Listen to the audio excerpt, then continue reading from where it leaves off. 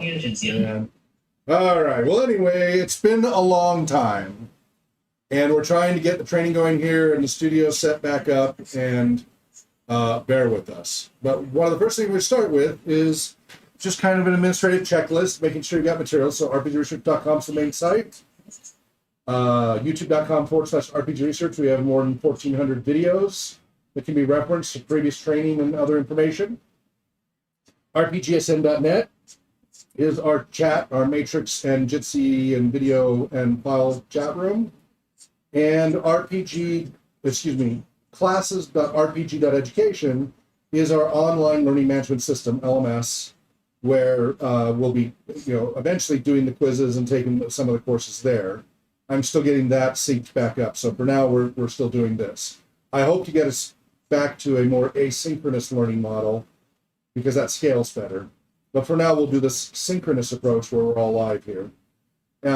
Because once I get all that working on there, like the quizzes, you'll be able to just quiz yourself all you want. We won't have to use precious time during our sessions on quizzes. We'll be able to focus on the applied gaming and the lecture and discussion and FAQs. But for now, we're going to have to do it in a more manual process. So in that PDF is the first chapter of questions, which kind of covers many chapters of topics as a baseline. Now, those of you who've been here longer should be able to answer a lot of these fairly well. They won't be identical, but you should know the answers in general. Those of you who are newer, they might be a little more challenging. And so do you want me to read these aloud? Do you want to do it on your own and I'll talk about other stuff, or just remain silent? Just makes for terrible streaming, but I can do it. How you guys benefit the most as far as going over the baseline quiz before we jump into everything else?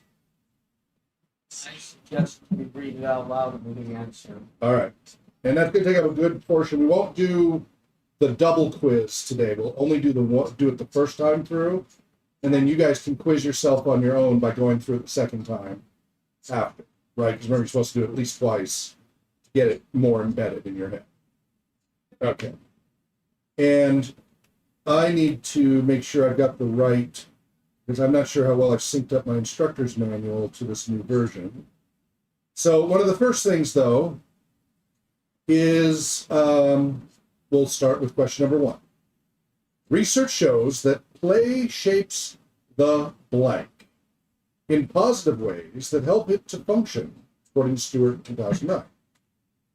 When deprived of play, recreation, and leisure activities, many animals and most humans suffer serious lifelong impairments and other consequences, including anxiety, depression, maladaptive thoughts and behaviors, or even full psychosis in some animals and humans.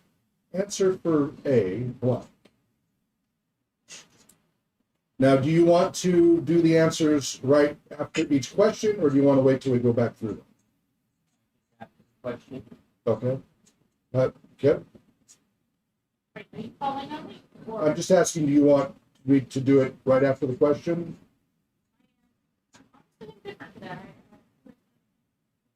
What's that?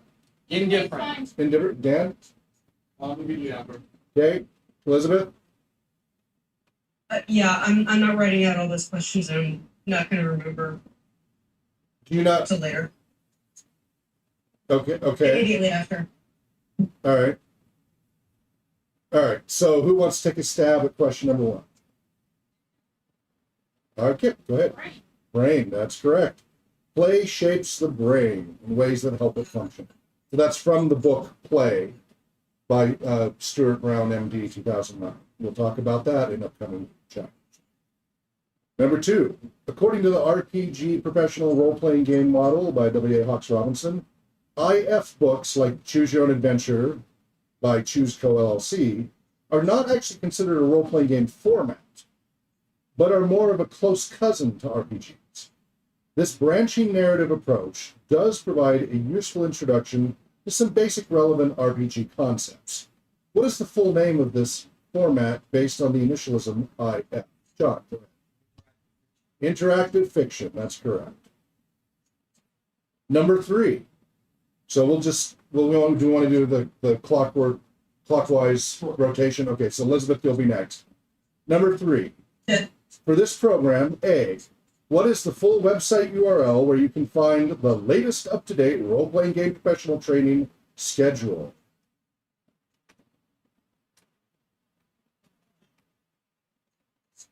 Are we just talking RPGresearch.com or? Well, for volunteers at RPG Research, yes, but as far as RPG professional schedule, what would it be? /professionals? It's really easy. It's rpgprofessionals.com. Okay. So it's in the question. So it's not You could, rpgprofessionals.com/schedule. right, it redirect. Well, you'll find a link to the schedule and everything else there. If you just remember rpgprofessionals.com, it'll take you'll have your resources. Does that make sense? And yeah, I know that's new for you, so that's okay. Now you know. Dan, number 4. A code of blank is important for all activities, including role-playing gaming, to keep all participants as safe as possible, maximize accessibility, and improve the enjoyment of the activities for the widest audience possible. What is code of conduct? That's right. All right. And I think later we're going to ask what the URL is for that, so we'll come around. All right. Doesn't matter how many times you go over it, I'm not going to be remembering URLs. Sorry. Can you remember rpgresearch.com? That one I can remember, yeah. Can you remember rpgprofessionals.com? Maybe. Because those are the two that if you, research.com/professionals. Yeah. Remember the keywords. yeah, if you just remember rpgprofessionals.com for the pro stuff and rpgresearch.com for the volunteer stuff, that's where you start between the two. Yeah, I know it, and I love history, and I got to see every year. Okay. All right. Let's see. Number 5. The COC guidelines provide minimal professional blank and encourages treating others with consideration and respect. Okay? Standards is correct. Minimal professional standards. All right. John, number 6. Professional verification is important. Role-playing game, and this is probably all new for all of you, and I actually need to pull up my notes on this too, because I'm doing this off the top of my head too. Role-playing game professional authorized service providers, RPGP-ASPs, like RPG.LLC, RPG Research, RPG.Education, and others, provide 4 types of training and competence credentials validation. List the 4 credential types offered by RPGP-ASP. It is okay to not know this. Okay. I know C is certificate, D is diploma, then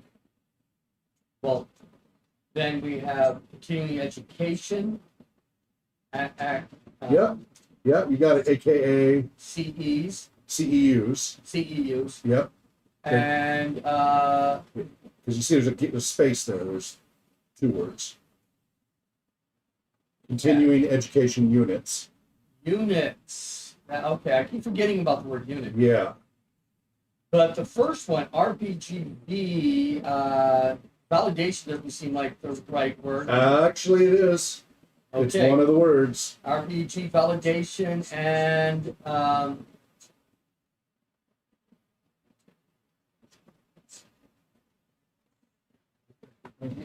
vindication. I like it. Let me find. I'm trying to find my correct answers. For it. Verification. I think Verification. it's verification validation. I believe is what. Oh, it's verification and validation. V and V. Yeah, but I got to double check because it's been long enough since I cracked this open. I got to make sure. I think I did pretty good. You did very well. Very well done. Let's see.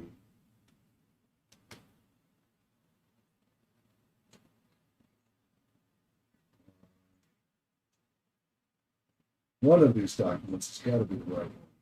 One of these things is not like the other.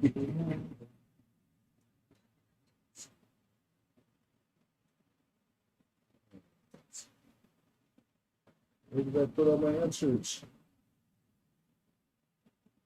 I reorganized and reorganized. Now I have all these different directory structures that are really similar. Just And I haven't based opened on this the in way months. They sound validation and verification versus verification and validation. It should be verification and validation. Possibly. I need to make You need to make certain. sure. Yeah. Obvious. I wish I had time to have all this ready in advance, but as you know, my time is super tight. So we're doing the best Stop we having can. household disasters, Yeah. illnesses, and And 100 hour. hour. Yeah. Just stop. Yeah. Quit cold turkey. I would like that. Pictures. Where is that? Maybe it's. I mean, Dan stuff. Yeah. Yeah. No, he I gave a titrated. 2-week notice. He titrated. Yeah. I was doing triage, work triage for at least a year or so.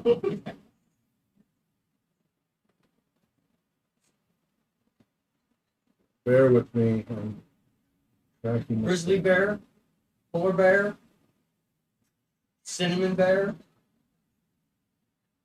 gummy bear. So many different versions here. It's crazy. Just gotta get to the right one. Workbooks. 21st to be revised. This might be it. 21st edition. I hope this is it.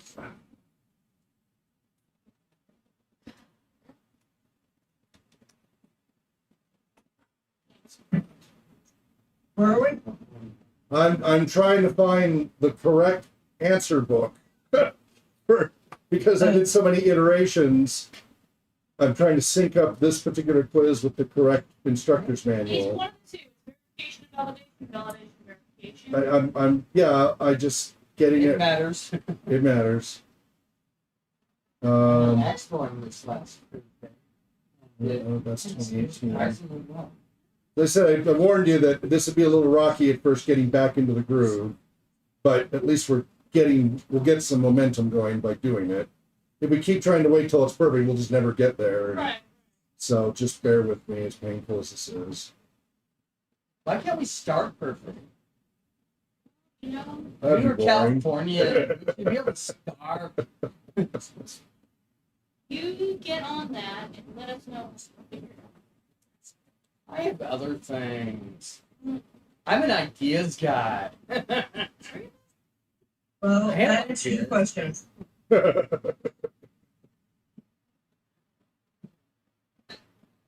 It's all this sticky implementation thing that I have to do. What version? I helped you to invent the internet and medical records. All right, I'll go for So it. did my dad. Actually, the only thing I did was I tried to push for electronic medical records for medical personnel, medical electronic records, and I tried to push for electronic financial records and delivery before the industries were ready to listen. Yeah, my mom was still Yeah, that's right. for EMR.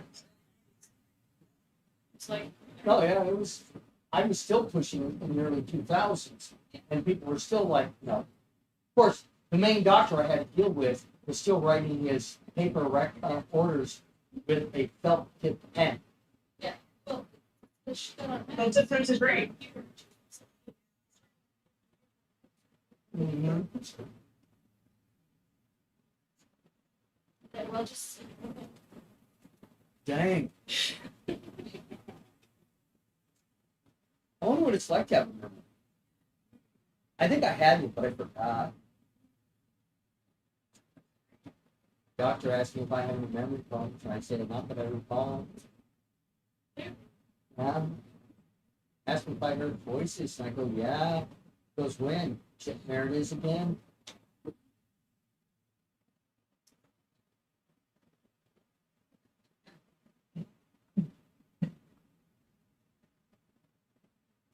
And it's all 2023.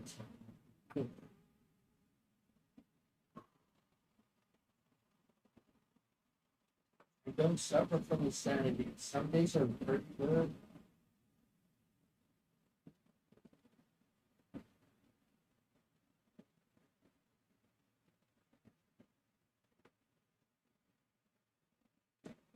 And you see me on the street, at work and everything. They'll ask me, hi. I say, why do you keep asking?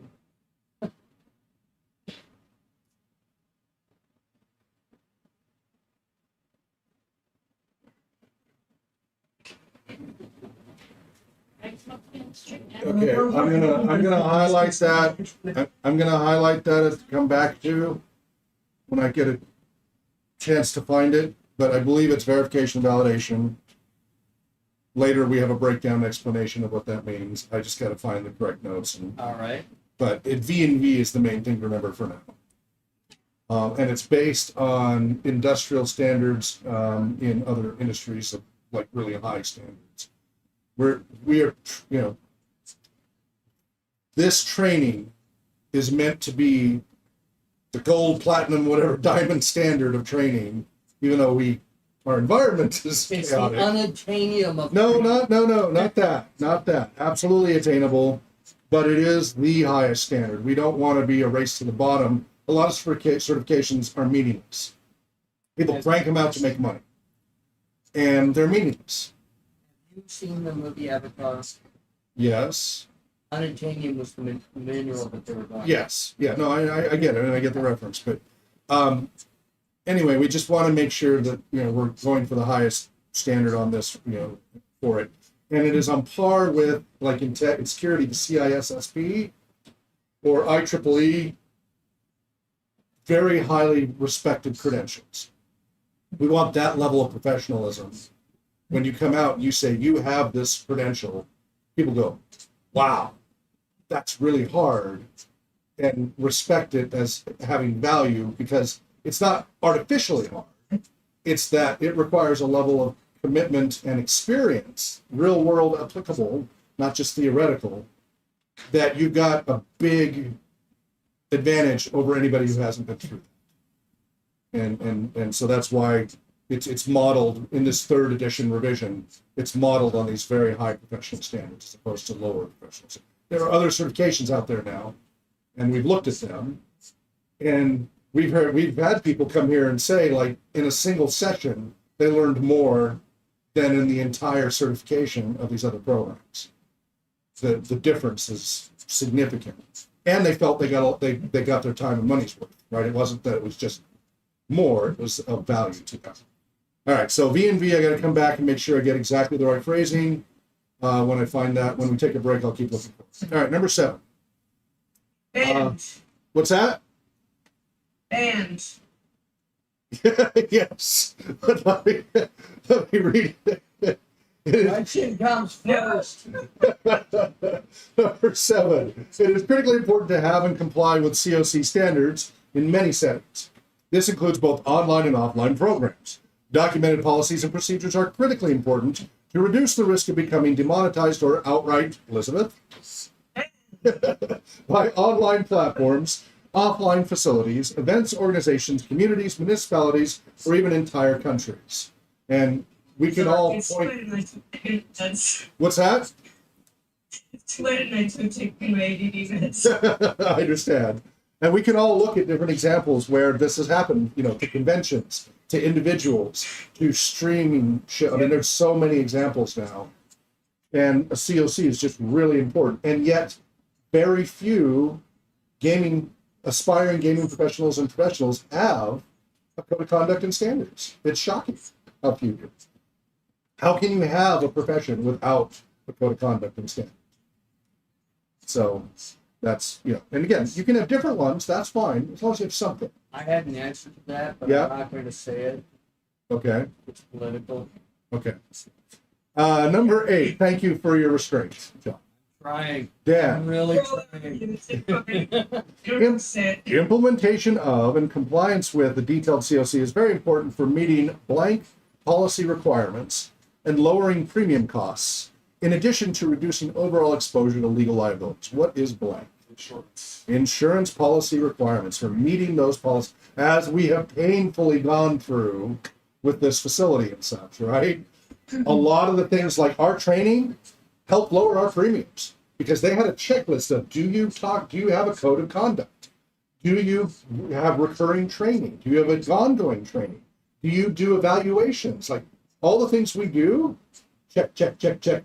Changed our policy, as expensive it is at between 5 to 10 grand a year, reduced it by half. The training we do cut our insurance costs in half.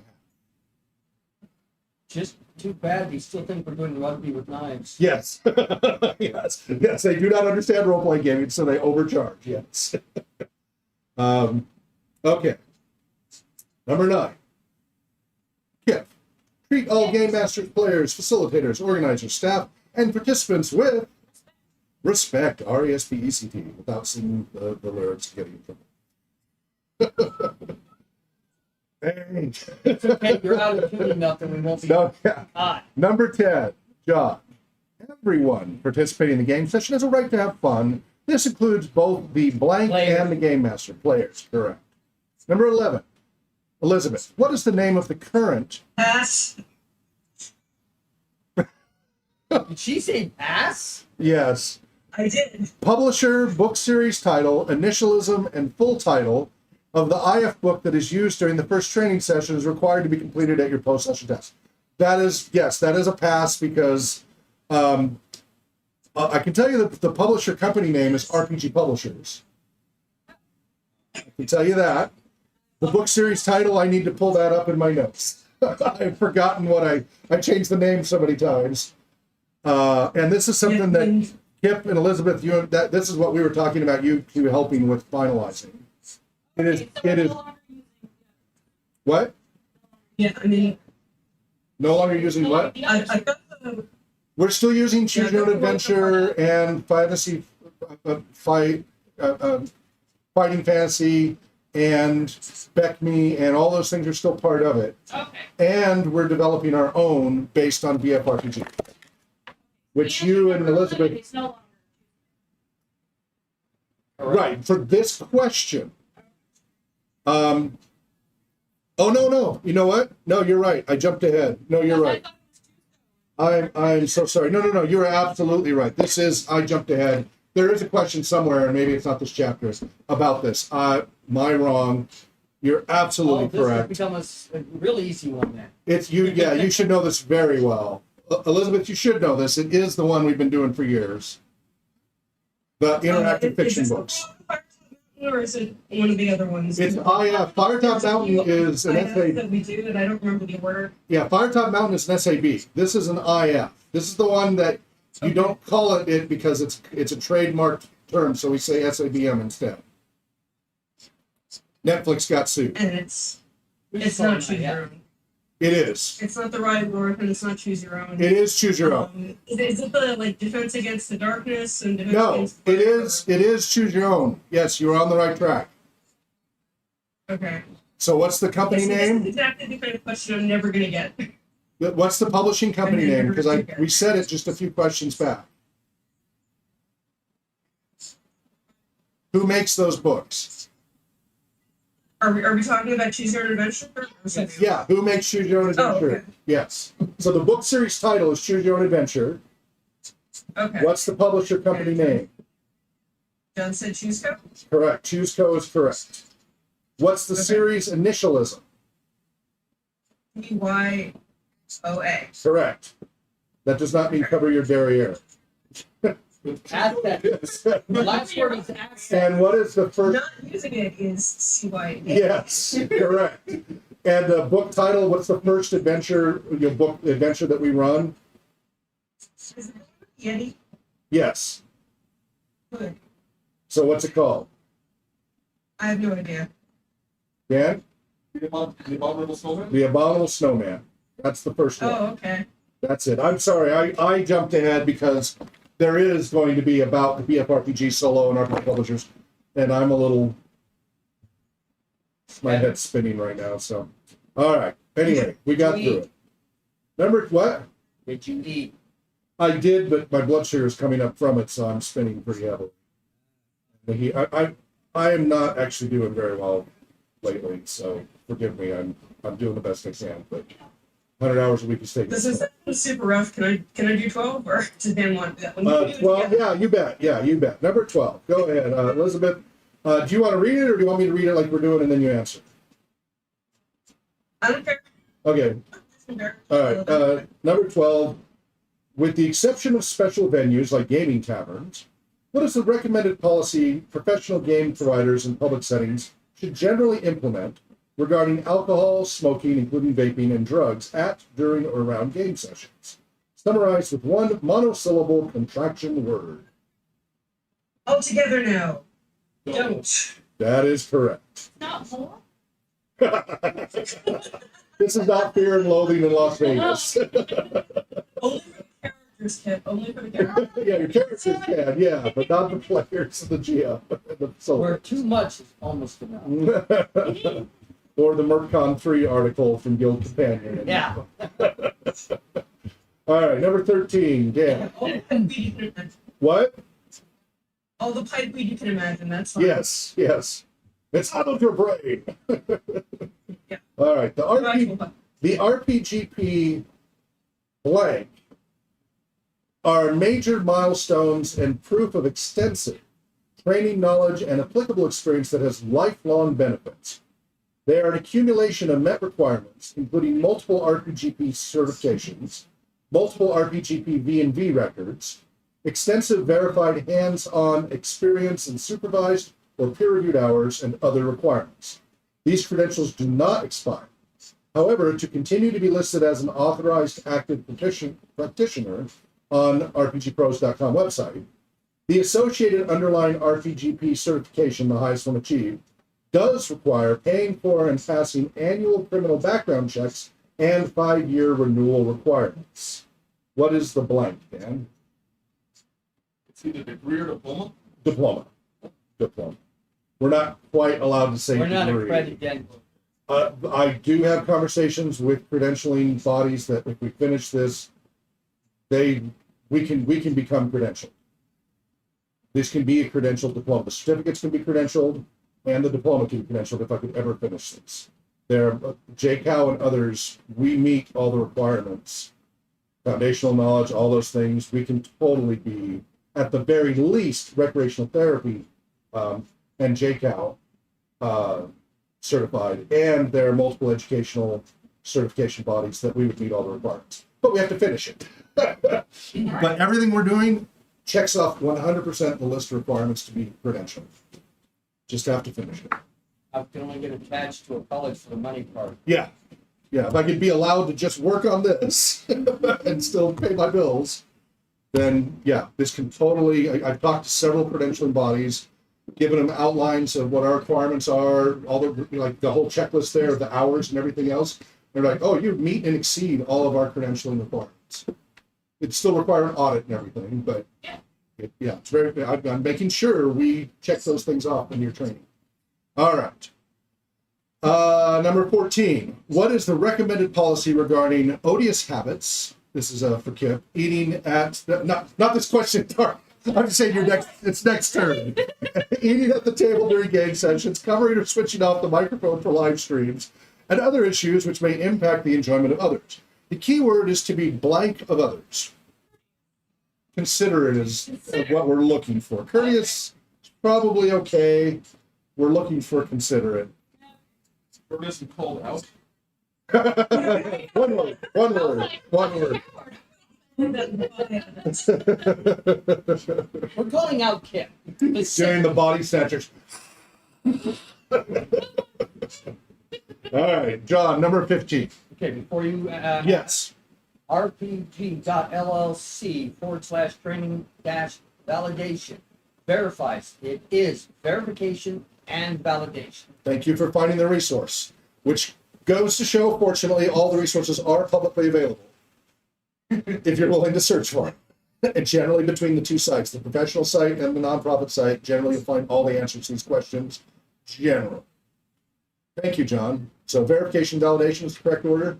Yes. All right, and that's the V and V that you want to know. So I was trying to figure out something that didn't confuse certificates, but give you verification validation that your training is legitimate because a lot of employers need that. And I don't want to give, like, just because you attend training doesn't mean you get certified, because that gets abused on resumes. So V&V says you've gone through all the training. It doesn't mean you have a certification yet.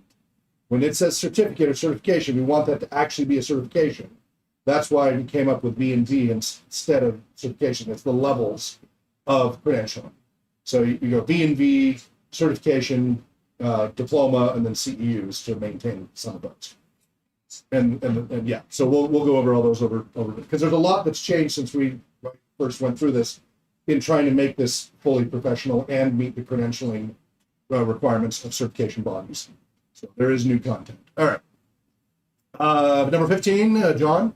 There's a nonprofit organization that provides the world's largest free and open role-playing game research knowledge-based repositories with more than 10,000 papers, essays, videos, diagrams, and much more, and soon AI to assist it, by the way.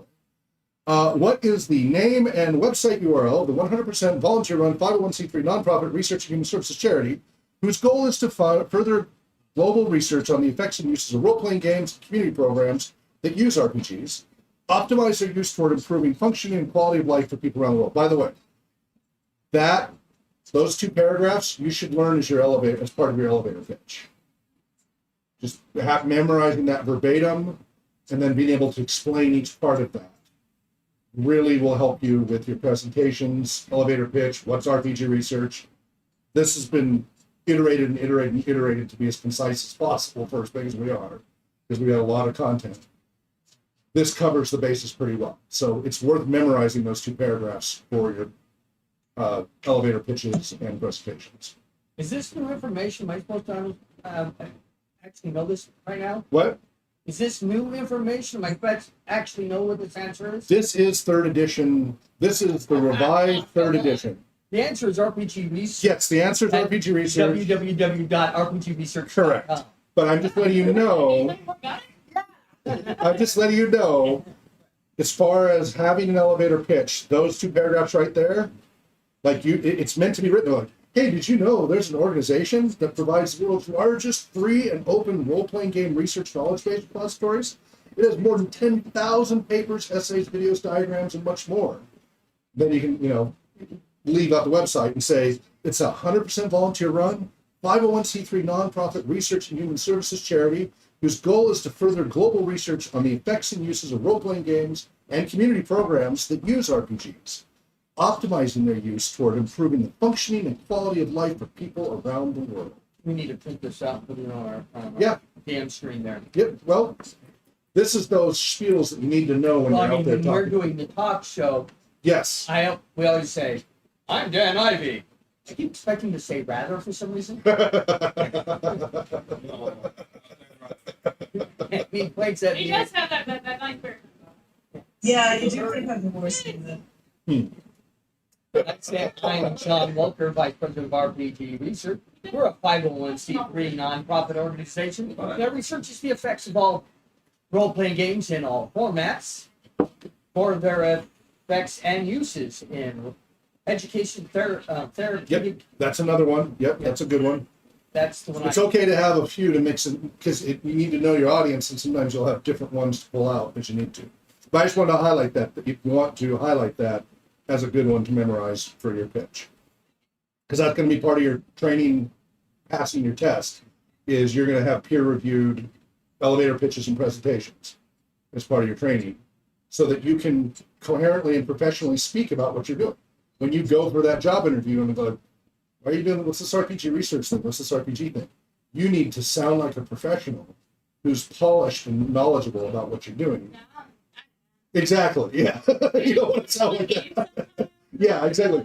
Dude, it's a lot of fun with you games and like, yeah. It's horrifying. I've seen it on talk shows and stuff. They interview people like that. And the way they talk it, it's like, oh, you just set us back 20 years. All right. Dude, it's just a game. All right, this one's a long read, but not that long an answer. But again, what happens is later on the quizzes ask you these questions in different areas, but we'll cover the material over time. Number 16. This is Elizabeth's turn, right?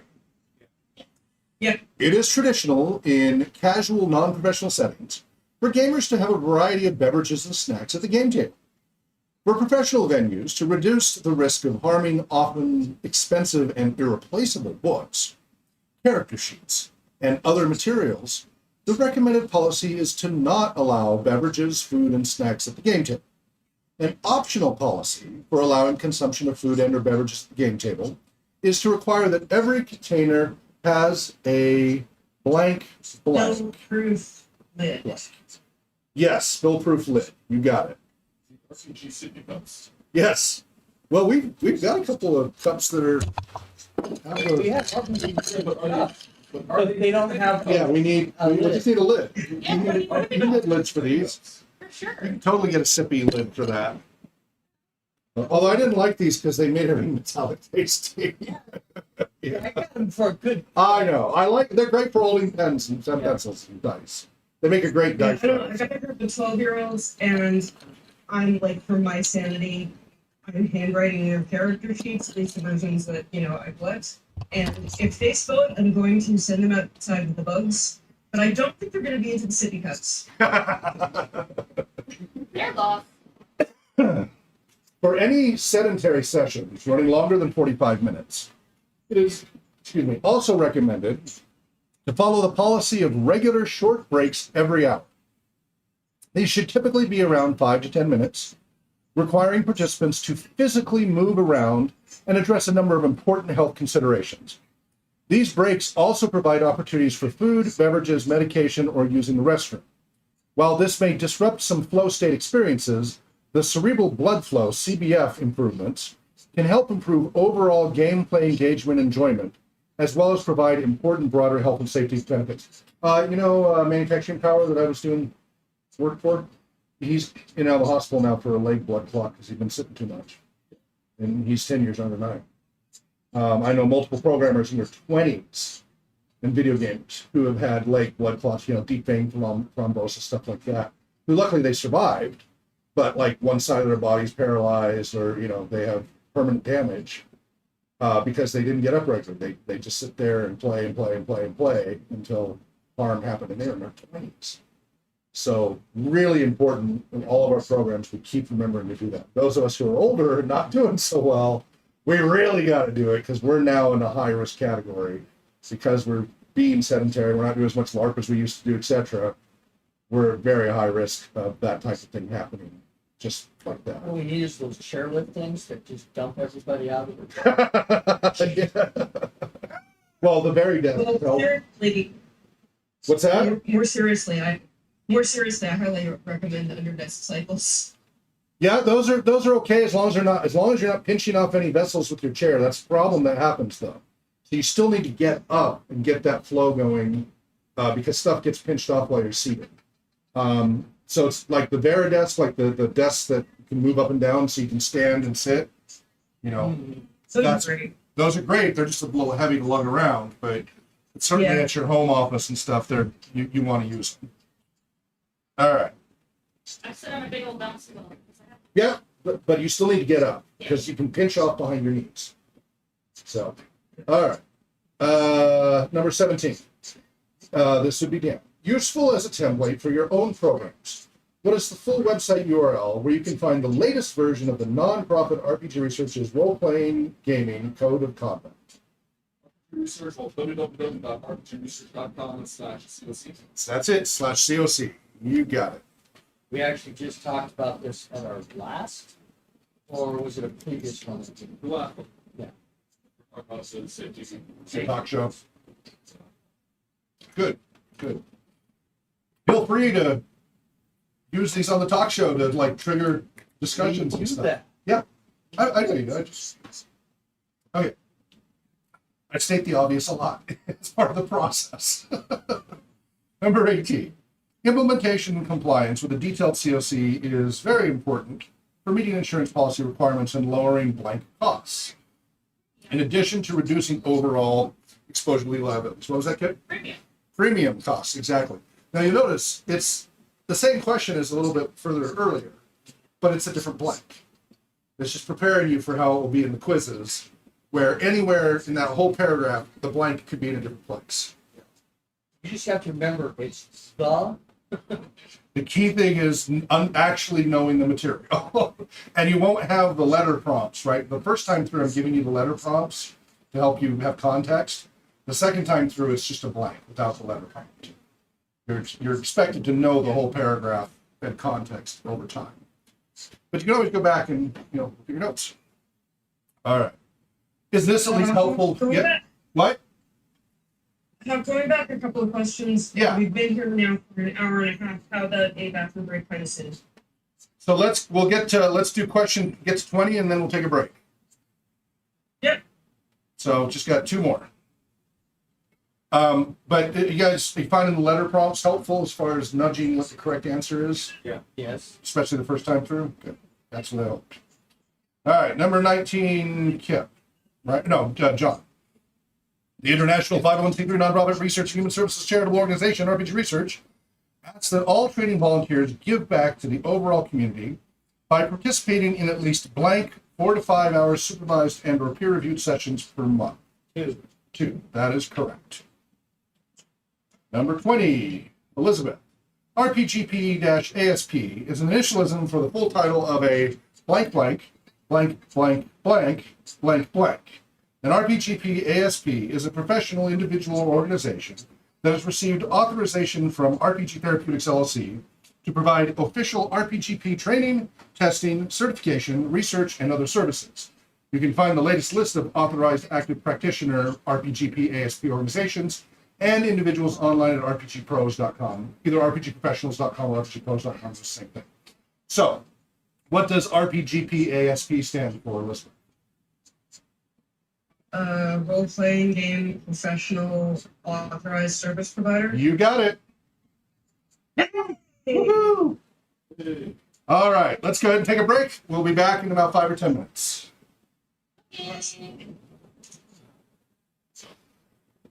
Is this door open?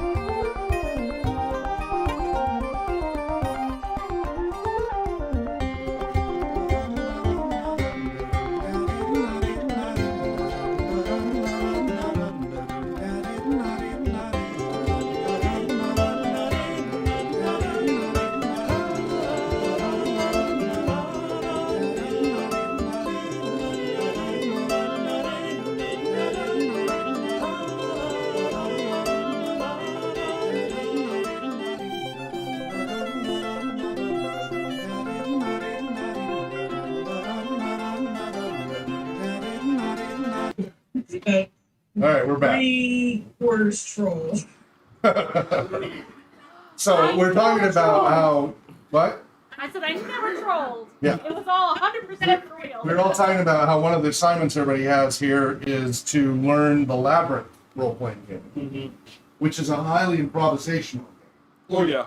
It's not a set, like every time you run it, it will be at least a little, if not a lot different.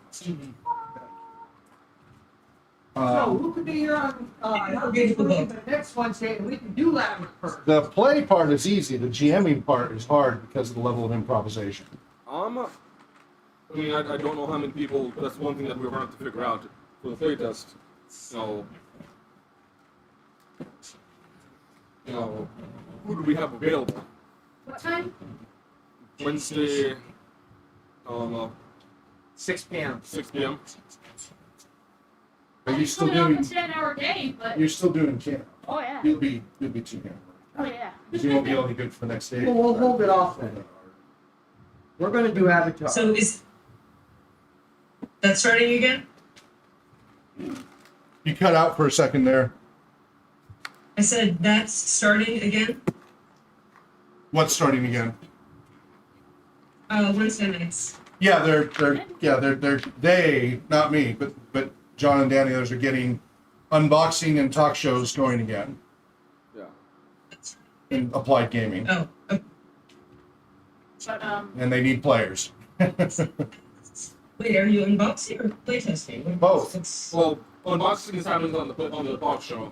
Playtest, this is going to be its own show. Yeah, so talk shows what Mondays, Yeah. and then play testings on Wednesdays. Yeah. Okay.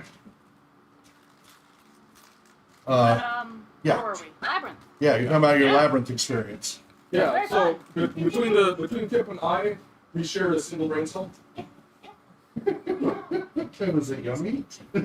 I don't know. I mean, we just traded turns using it. Yeah. You handed the brain cell. Exactly. We didn't really have Here's my much choice in thinking the matter. cap. We didn't have much choice in the matter. Yeah. Sometimes neither of us had the brain cell. This is That's- what they get for not bringing my character along. I think we did fine. That is fun. I really want to go play that game more because that's just a fun. Yeah. And for the players, it's easy. It's not hard at Yeah. all for the players. Yeah. Just the GMs really got to be on it to make it work. I'm at horn. Well, I feel like that game really plays to my strengths. Yeah, if you're good at I don't improv, know any rules. yeah, as long as you know the whole labyrinth feel and things, and you're good at improv, it's a great game for that. For those who struggle with improv, it's a great growing mechanism. That's one way to put it. If you really like things by rote and by structure, we'll find it very, very challenging. Yeah. So And that's why they need to do it. It's good for them. What? I'll tell you, it made me aware that or reminded me, and I'm really hoping we'll actually be able to do one of those local workshops. Kim mentioned she had a resource that sounds really helpful, and generally just like voice management, arranging your index cards. Oh, right. The voice workshops. Yeah. Oh, Yeah, so personally, I've got a bunch of voices, but very few of them are like Written down. NPCs that you're not supposed to respect. Whimsical. oh, yes. I was talking about learning how to use your false vocal voice. Right. To do the gravelly voices without Right. hurting yourself. Right. And yeah, I can definitely share some resources on that. Okay. 'Cause, Great. Yeah, we have whole sessions on just voicing. Yeah. There's Yeah.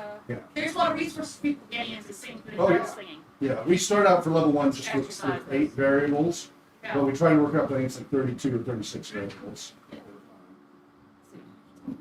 And I'm really It's not like encouraging this for like Kim to hours, it care. doesn't hurt you. You just do this, and it's no big deal. What are you saying, Elizabeth?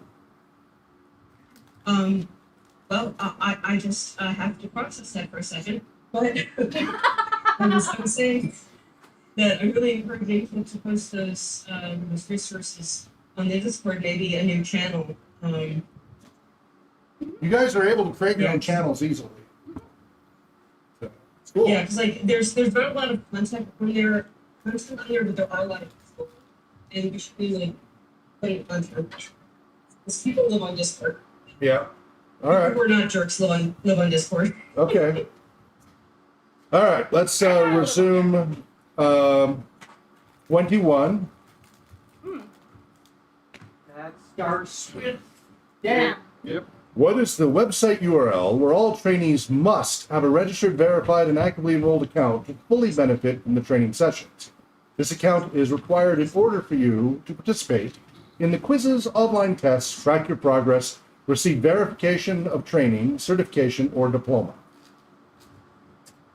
RPG educators or education.com. Close. It's a subset of that.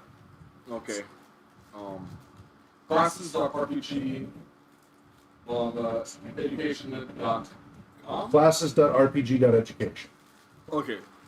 Classes.rpg.education. Yeah, that's the LMS that you guys all verified you could log into. Okay. So, I was just going to continue, like, just reworking those, like, yeah. Classes.rpg.education. You got it. Number 22. Permutations and combinations. Indeed. A COC, this is a KIP. A COC defines acceptable and unacceptable blank and is never just based on appearance of any kind, including what is worn. Conduct, probably? Look at the letter prompt. Okay, I don't have it open yet. Hold on. Behavior.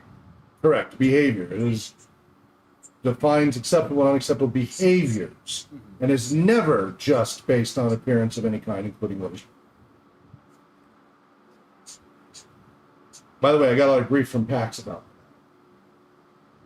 Because they were doing a whole thing about what you wear, you should be excluded and banned. And we had a long debate about that. So, and then thus, the Got Root t-shirt story and all.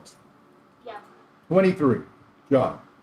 For RPG ASP organizations like RPG Therapeutics LLC, RPG Education, RPG.LLC, RPG Research, and others, in addition to attending paid training sessions, any trainees wishing to work toward the RPGP certifications or earn a full RPGP diploma must also attend and track their required total hours of approved, verified, and validated blank-based hands-on sessions before they may take the final exam for their certification or diploma. The total number of hours required varies depending on training level and specialization.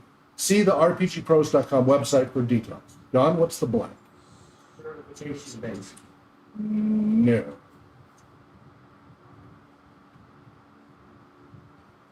This is look at the sentence. Community? Community is correct. Community-based, hands-on sessions. Right? Okay. We're making sure professionals must have. So there are a lot of certifications out there that are basically classroom only.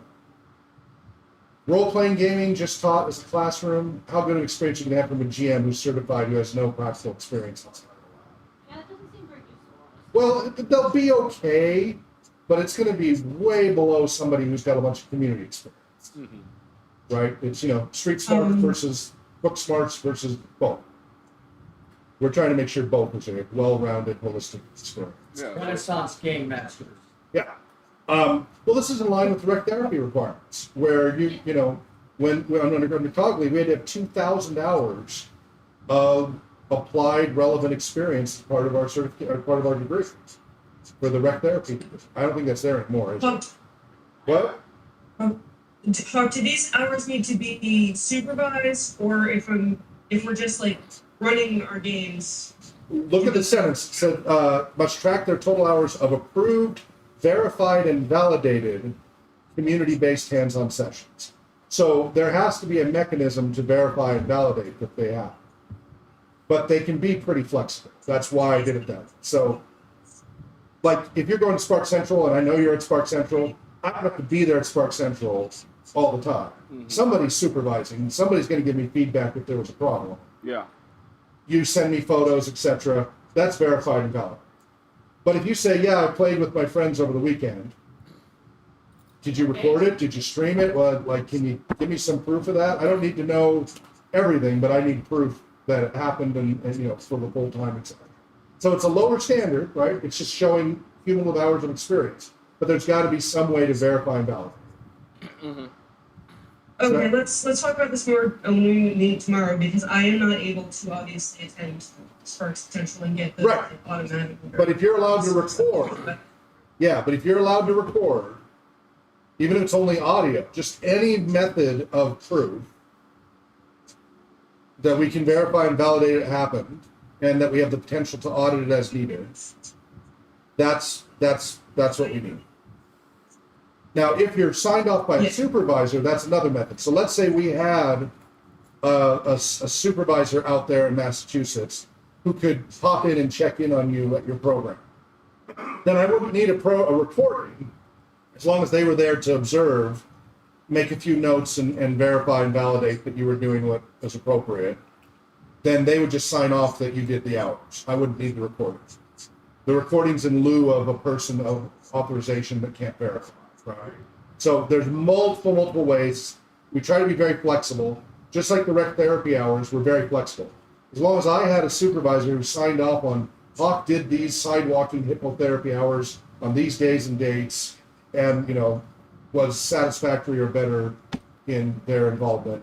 That was verified and validated with Cogley towards my 2,000 hours, or my paycheck stubs when I was Campfire USA. And I got supervisor regular reports. Anything I could do to verify and validate I was there. For the music part of my degree, I had to have ticket stubs. I had to have a certain number of ticket stubs every year to music and theater and stuff like that. That was part of my music part of my degree, right, for my credits. So that was a way to verify and validate. So verify and validate is lower than certification, and then higher above that is diploma, right? But it is still, we're verifying and validating it's legitimate. Make sense? But it's meant to be flexible. And so if you have a question about that, say, hey, does X meet this? Can I get my hours tracked this way? I'm working on a mobile app. It's RPG Professional's mobile app where you'll be able to plug in all these kinds of things. It's not ready yet. You know how it is with me. I've got the source code started. I've got it started. We'll see if I get time to finish it. Eventually, we're going to have a mobile app and put all this stuff in. Clock your hours, whatever you need to do. For now, just do the usual approach of getting permit, verification from me, digital verification, email, chat room, whatever you can use. And but the key thing is track. Keep a logbook. We have these therapist logbooks. You're going to want something like that with a GM logbook. Track all the things you do that are experience related. You come up to me periodically, like each training session, and get me to sign off on them and say, yeah, that's approved, not approved, whatever. So much the better. Make sense? And now, those of you who've been here a while, we got a huge backlog. We need to go through and give you thousands of hours to do that. So we'll figure that out. But you can see why going forward, why that's important, right? And it is necessary for the credentialing I talked about, for these to have actual valid credentials. All right, number 24. I lost track of who's next. Kip? All right, we'll call it Kip. According to Brown, no, because you were looking. It's him. Stand for 24, 25, I'm 26. Oh no, it was John. So it's now Elizabeth, and then Elizabeth answered it for you. Wait. 23 was John. It was for John, but you answered it, Elizabeth. Okay. So we'll do 24 yeah. for Elizabeth. So this is Elizabeth. Yeah. According to Brown, 2009, and others, when deprived of blank, recreation and/or leisure activities, many animals and most humans suffer from impaired development and serious lifelong consequences, including lacking or reduced creativity, lacking or impaired problem solving, anxiety, depression, and even psychosis. And Elizabeth, you said it, but say it again. Play. Deprived of play. For certain mammals and humans and birds, lack of play makes them crazy. It impairs their ability. What's that? Explains so much about my family. Interesting. Number 25, Dan. The RPGP programs offer a total of blank number credential types for incompetence, verification and validation, and continuance options, including authentication records, certifications, diplomas, and CEUs. Total number of RPGP credential types, 4. That's Here. what? Here. That's right. Oh. Adin Divad 3 Chiteri. Here. That's right. Here. Ishni Stan Chi. I can't remember Finnish. Yep. There we go. 26, Kip. Yeah. Everyone participating in the game session has a right to have blank. This includes both the players and the game master. Pizza. Fun. Fun, that is right. Thank you for signing that too. We gotta get the sign language group going again. 27, John. An RPGP training blank and blank. What? B and V. Correct. Does not expire, though its applicability to RPGP certifications diplomas may become deprecated over time. Do I need to define deprecated, or does everybody understand that? I understand the deprecated. Okay. Yeah. This credential is related to the ISO 9000, NASA, PMI's PMBOK, IEEE, and similar quality management systems. Top tier credential. It is a credential that verifies and validates individual training sessions, but is not a full RPGP certification or RPGP diploma. So when you run a workshop, everybody who attends that workshop, they don't get a certificate. They get a V&V record, either a printed one or at least a record entry, so they can take it to their employer so they can verify and validate that the employer paid for their training and they attended the training, etc. John, you look like you have a question or comment. No, I was just waiting for the next question. Oh, okay. You're the dog with the biscuit on his nose. What? It's essentially what, a record of attendance? A record of completion. So what's the difference between attendance and participation? Okay, so it is recording actual participation. Yes. Yeah. Rec therapy, attendance, or participation. Okay. This requires full participation. All right. You just showed up, clocked in, and left. You know, got your 12 steps token or whatever. You don't get that till the end, and you have to participate and be there for the whole thing, Okay. right? So you have to verify and validate. All right. Yeah, absolutely. It's got to have value. If it's meaningless, then why waste everybody's time? All right, number 28, Kip. An RPGP blank is a credential that shows an accumulation of met requirements, including multiple V&V records, experience hours, past exams, and other prerequisites. I thought this was for It's Elizabeth. for Elizabeth. Oh, I'm sorry. Was I? Oh, yeah, I'm sorry, Elizabeth. You're right. These credentials require annual criminal background checks to remain in active status, and these expire every 5 years unless CEU requirements are met. Certification? Certification, yes. Certification or certificate, either one will do. Have all of you seen the chart? It's down on the wall downstairs, but have you all seen on the line, the list here that shows you all of these hours and everything? Have you all seen that? I can use that. Let me put it in the channel. It's all on the RPG Professionals website. It's linked right there. It's the very colorful rainbow chart. It's quite lengthy, difficult to print out 'cause it's so big. But here is the link to it in the RPG essay.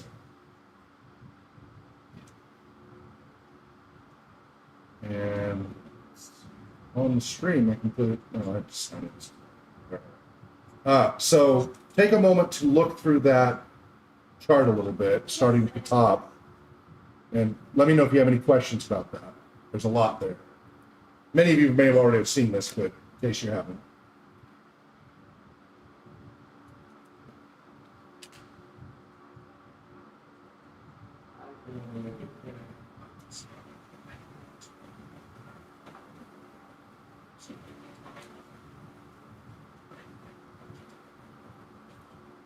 Those credits are like college credit equivalents of talking to the credentialing agencies. There's a formula to figure those out. And those vary from agency to agency a little bit, but they're roughly in line with most of the standards. As far as like if you're looking at college credits, they're roughly equivalent. So, has any of us made bachelor's yet? As far as the certification, We're all on novice still, aren't we? well, right now, just because we have to get through all the steps because we've revised and refined the program, and that includes me. But we are de facto at different levels. Uh-huh. There's de facto versus actual. None of us have finished this, so we're all still at 0. We have to finish it. De facto, certainly I would say we've finished apprentice and journeyman, many of us. And then some of us are at the associate, and maybe maven. And then very few of us are at the maestro. What? It seems to be pretty closely in line with like union and apprentice. This is exactly right. I switched all of this in 3rd edition to the trades, away from the pure academic model. It still overlaps with academic, Yeah. but I believe we benefit everybody better with a trades model because of how it's about it's an applied service. Yes. And that's how we benefit people the most. And so using that model, I think, is more appropriate for this advanced training. And, going through journeyman and all apprenticeship and journeyman is a long process with a lot of experience requirements and a lot of oversight to get through it. Years and years and I was years. an apprentice for 4 years. Yeah. I did not become journeyman. Yeah, exactly. And so this maps to this looks at those hours between plumbers, electricians, etc. That's part of the many things it's looking at, and is within industry standards of professional trade development. These numbers are not arbitrary. They are well within professional standards of other trades. It's going to take us time. And again, a lot of us can backfill many of the hours. We've already done the hours and we just need to backfill those. We've just got to get through the rest of it because it's not fair to others if we don't also. We have to meet the same standards we expect everybody else to meet. Yeah. Even though a lot of us have the experience, we still have gaps, including me, that we have to make sure that we're there before we expect the next batch of people to come in. So we will fly through this a lot more quickly initially because we've been doing this for years and experimenting and figuring it out. But we still got to make sure we go through all those steps and make sure we don't skip them. I must hurry up and catch up, for I am the leader. Yeah. So anyway, anytime you need to look this up, just go to rpgprofessionals.com or rpgpros.com, and then the links are all there, and you can see the colorful chart. That lets you know how you're doing. Questions, comments on that? How do you guys feel about that?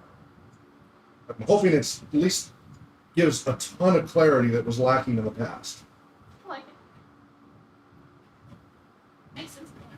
Elizabeth, your thoughts? I think I gave you my thoughts when we went over it. Okay. Originally. I have no new thoughts. You have what? No other thoughts. No Okay. new thoughts. All right, number 29. Whose turn is it? My turn. Okay, Dan. Regarding accreditation, some of the RPGP training sessions, workshop, presentations, videos, and/or RPGP CEUs may also count as CEUs toward other professional certifications organizations, such as the American Therapeutic Recreation Association (ATRA), in compliance with the National Council on Therapeutic Recreation Certification (NCTRC), towards maintenance of the blank blank blank blank CTRS certifications. Yeah, what are the blanks stand? Blank for CTRS. Right, but what is the full? What does that stand for? Certified Therapeutic recreational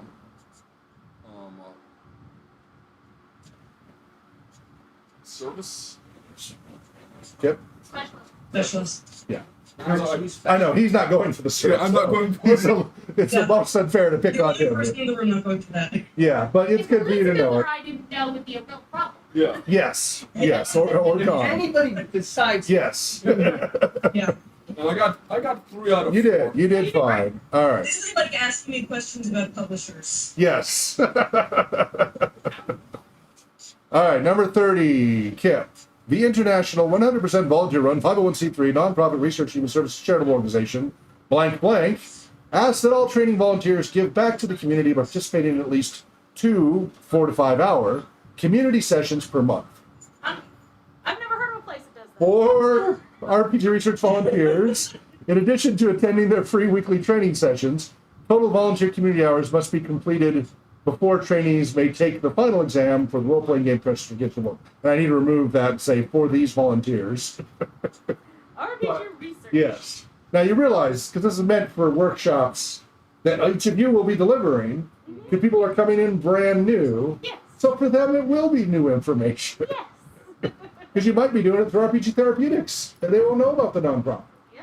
So, and that did, when we were doing the therapeutic sessions, we had to keep telling, like, by the way, free services, community programs. If this is too expensive for you, go join as a Send money. volunteer. What? By the way, send money. Yeah. Always that. All right. So, 31. John, implementation and compliance with a detailed COC is very important for meeting insurance policy requirements and lowering premium costs, in addition to reducing overall exposure to blank liabilities.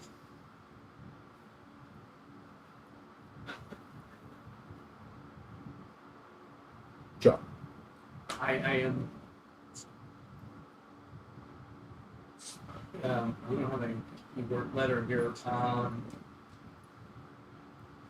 I want to say financial or civil, but it has to do with insurance, right? That was already covered. It says in addition to, exposure to blank liabilities. Criminal? I can't remember. Legal. Legal. Legal Criminal, liabilities. Legal, same thing. Yeah, criminal and civil are two types of legal liabilities. Yeah. So lump them together as legal. All right. I was gonna say unnecessary. Okay. All right. All right. I put an L on There's there. something wrong with that sentence. I put an L on there. What? There's something wrong with that sentence. You're not exposed to liabilities. I need to think about that one. Exposed to legal liabilities? You're not exposed to those? Yeah. It's not quite right. All right. Let me know when you come up with it. 32. To maintain their credentials. What? Yeah, my mom's a lawyer. When my mother was a lawyer, I'm gonna ask my dad. There's All right. just something slightly off about it. I can't quite put my finger on it, but All right. Let me know. there's something about it that makes it harder. Okay. Number 32. Elizabeth. To maintain their Yes. credentials in authorized active practitioner status, all RPGP practitioners and RPGP ASPs must pay for and complete their annual blank checks. Criminal background. Correct. And that, yes, John. So for us, ASPs, ASPs are the providers, like RPG Therapeutics, RPG Research, etc. yes, we haven't been paying for our checks. They've been happening automatically by the companies. RPG Research and RPG Therapeutics automatically, once you get in the background check thing and you're still an employee or a volunteer, every year they're rerun. But this is stating that Right. If the you're not practitioner must pay for it. correct, if you're not an employee of RPG Research or RPG Therapeutics, you're going to need to make sure you stay on top of it. Got it. Understood. Good question. We got that in. Yeah. Yeah. If you're working for a company that takes care of your annual background checks, great, which a lot of companies do. If you're independent, then you're going to want to make sure you pay, and you can do that. It's easy to do. You go online and there's authorized ones that you do. But who is RPG Professionals keeps the Right. V&V list of who is up to date on those.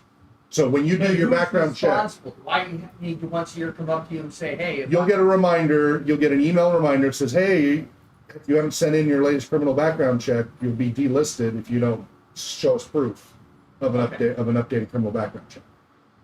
I deal with this all the time with my different credentials and stuff every year. I think I get an email for the volunteers when theirs is about to expire. Yeah. Yeah. If they're still active, I just refill it. Yep. Yep. Trying to remember. That's the process. I haven't done it in a while. Yeah. Yes. But makes sense. Yep. The point is safety for everybody, because we know predators are unfortunately using this activity. What? Drawn to vulnerable people. Exactly. And I mean, and these are the perfect environments for grooming, as we saw happen down at Merlin's, right, with one of the store clerks there for 8 years. He was running 2 boys programs a week for 8 years before he was going to jump off the bridge and was arrested and admitted what he was doing. You know, my son was in one of those programs. Luckily, he never got molested, but he was working there for 8 years as a salesman. Nobody knew about. He had already had a sex offender conviction years before, but his employer never ran background checks on him. So I've had too many. I've run into too many instances. Like I had just one of my gaming groups, had nothing to do with either organization. It was just, a pickup gaming group I was doing with Rollmaster. And the guy was really into it and had called me just the day before, I'll be there, and then he no-showed. And I tried to get a hold of him, several days went by. I was like, I wonder if he is in the hospital or something, because he was really doing a good job staying in touch. So I did a web search, and sheriff, booked, 6 charges, rape, previous history, whole history. No. Yeah. Yeah. And this guy was a GM throughout town for years. Okay. A rather well-known one Top in the destroying the community. world. I know. So that's when I was just like, geez, I don't want to play. Like, I don't even want to play with anybody anymore. And like, it's like bring them into my house here, It's like, geez, how many of them are there? I know just in Spokane of a dozen people that were sex offender gamers that are in the gaming community. And that's the ones I know about. Yeah. And You 3 sure I directly Floaters what? Doesn't have a double meaning? What's that? You sure Floaters doesn't have a double Yeah, meaning? no kidding. We Actually, don't have any. most of them didn't fit the floater Really? criteria. Most of them were actually on the surface did great socially. Yeah. Well, They that's did how not- they do what they're doing. Exactly. Yeah. You would Can not imagine list if you were them. not a social person trying to. Yeah. Well, there are people like that, but yeah, no. Unfortunately, these people don't fit the criteria of the gamer floater, Yeah. because you would not know. Generally, most of them you would not know. Yeah. What's the same thing they say about every serial killer? Yes. And every- Oh, he's such a nice guy, or he kept to himself, or whatever. But yeah, nobody knew. Yeah. Yeah. Well, Dexter, Well, it's Ted Bundy. Yeah, The absolutely. fan was a little much. It was just, okay, cold. I understand. I'm like, I should be cold. That's weird. So anyway, that's why I make such a big deal about these background checks. As far as I know, none of those certifications do that. They may have changed it. I hope they have. But that to me is like a minimum standard. Every GM credential should require a criminal background check. And I don't care if they got in a police chase or grand theft. I just want to make sure they weren't a violent crime sexual offender type who's going to be using gaming to be a predator. Yeah. You So- know, it's really good for this game. I love your attitude. Your training is wonderful. But what's this mean about international terrorists? Please explain that one. You'd be really good working on. Nothing local. Hey, you should help Dan with his top secret. Absolutely not. No.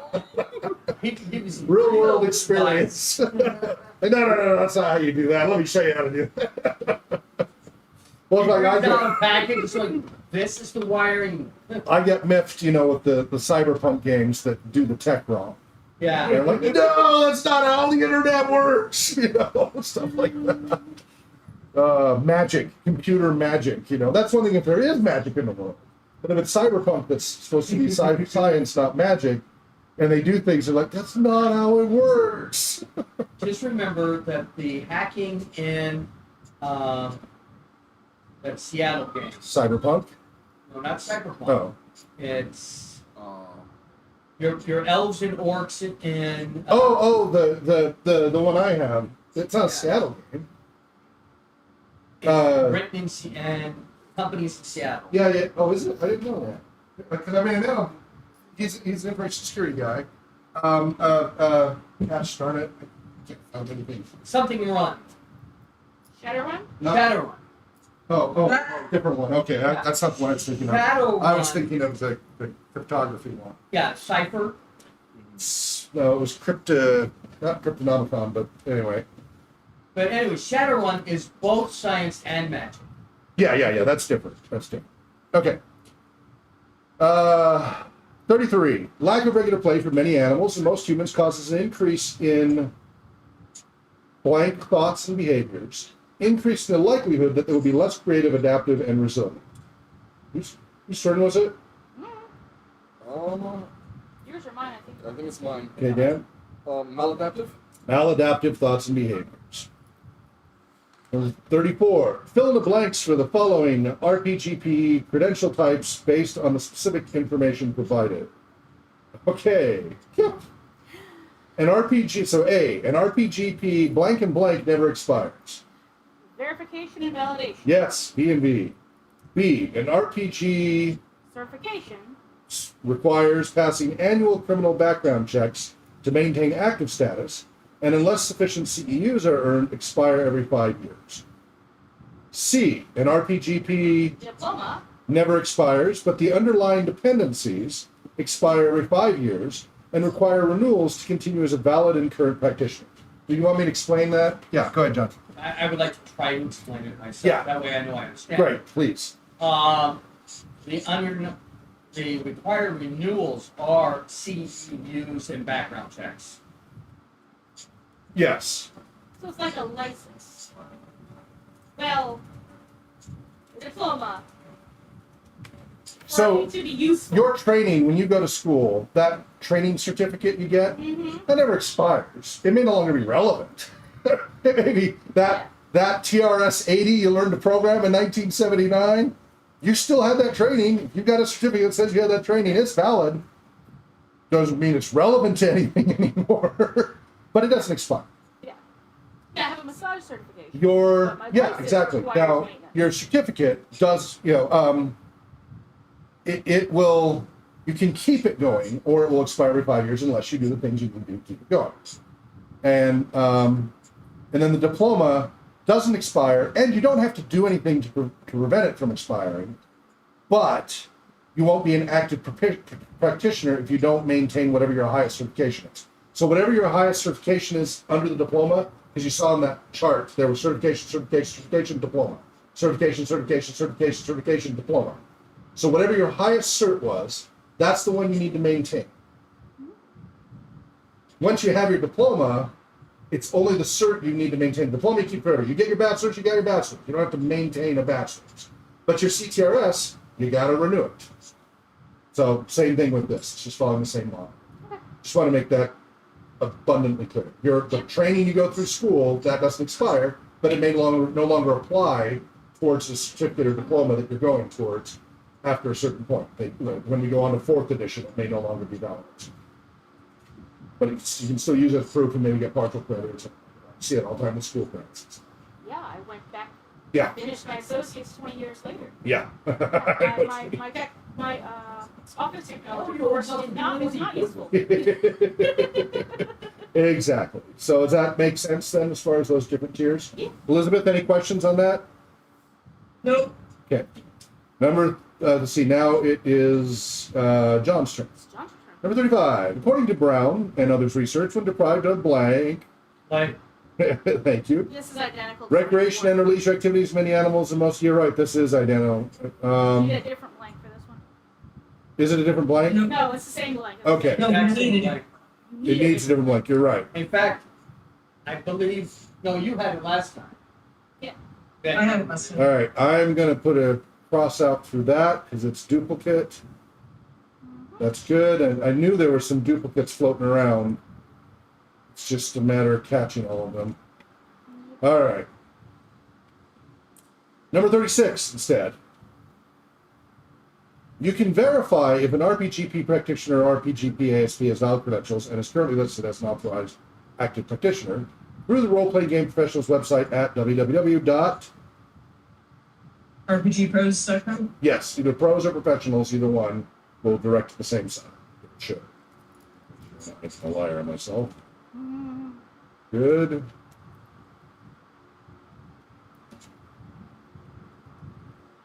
Good. And singular.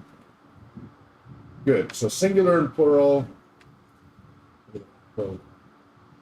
Okay, not rpgpro.com. That is not one of my domains. But rpgpros.com, rpgprofessionalsingular.com, and rpgprofessionalsplural.com all go to the same site. Number 37, Dan. Authorized RPGP ASP organizations can provide RPGP certified trainees with blank, blank, blank. and may accept some of the other relevant CEUs from other authorized professional organizations like the American Therapeutic Recreation Association, National Council on Therapeutic Recreation Certification, Joint Commission on Accreditation of Healthcare Organizations, American Psychology Association, and others. These CEUs are necessary to maintain RPGP certifications and authorized active practitioner status. What does that stand for, Dan? Continuing education units. That is correct. I tried to make it not too difficult. Yes.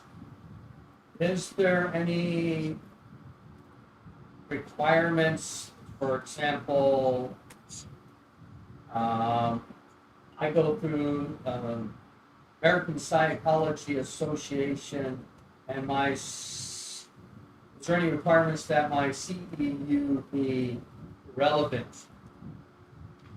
Right. as opposed to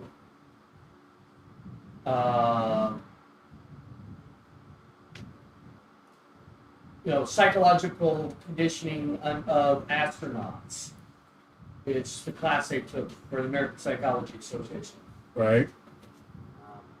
Do we have, if any CEU from those organizations? No, it is just like when we submitted our proposals to ATRA, they took our proposals to NCTRC and JCAL and looked through our proposals specifically to see if they would be able to be accredited. And then they came back and says, yes, you meet all the requirements. Your workshop will be accredited at this ATRA event or WASFR event. No, when somebody's trying to do CEUs, they should They have to submit. you submit them. Well, you want to try to make sure that they're going to be appropriate. Yeah, 'cause I Yes. don't want to pay for a CEU. But you know what? Find out- Professionally, that happens all the time. Yeah. You go to APA stuff all the time, and then they go, "Oh no, this doesn't apply to your degree," and you have to just kind of learn what. Right, that's works. why I was asking Yeah. the question, because I know. Yeah. Yeah, that there's certain a little bit of classes trial and don't error in the industry because there isn't an overall industry standard for all the industries. So it's really wise to, if you can, pre-validate, it's like insurance pre-authorize. That it's a good idea to go, hey, if I do this, is it going to be covered? And that's a normal process. Any other questions? Who? What? Who do you send that to? If you're trying to maintain your RPGP credentials, who do you think it would be? Yeah, ask that question.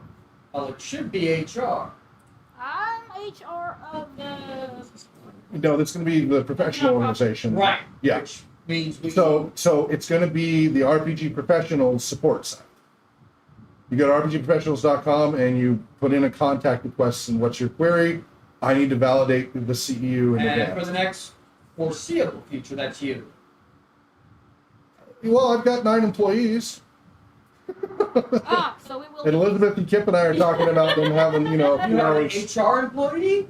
Not yet, no. Okay. So not it. There's some third-party services I can use. Okay. Sorry, Dan. Due to circumstances beyond my control, I cannot be it. Even circumstances well in my control. I don't want.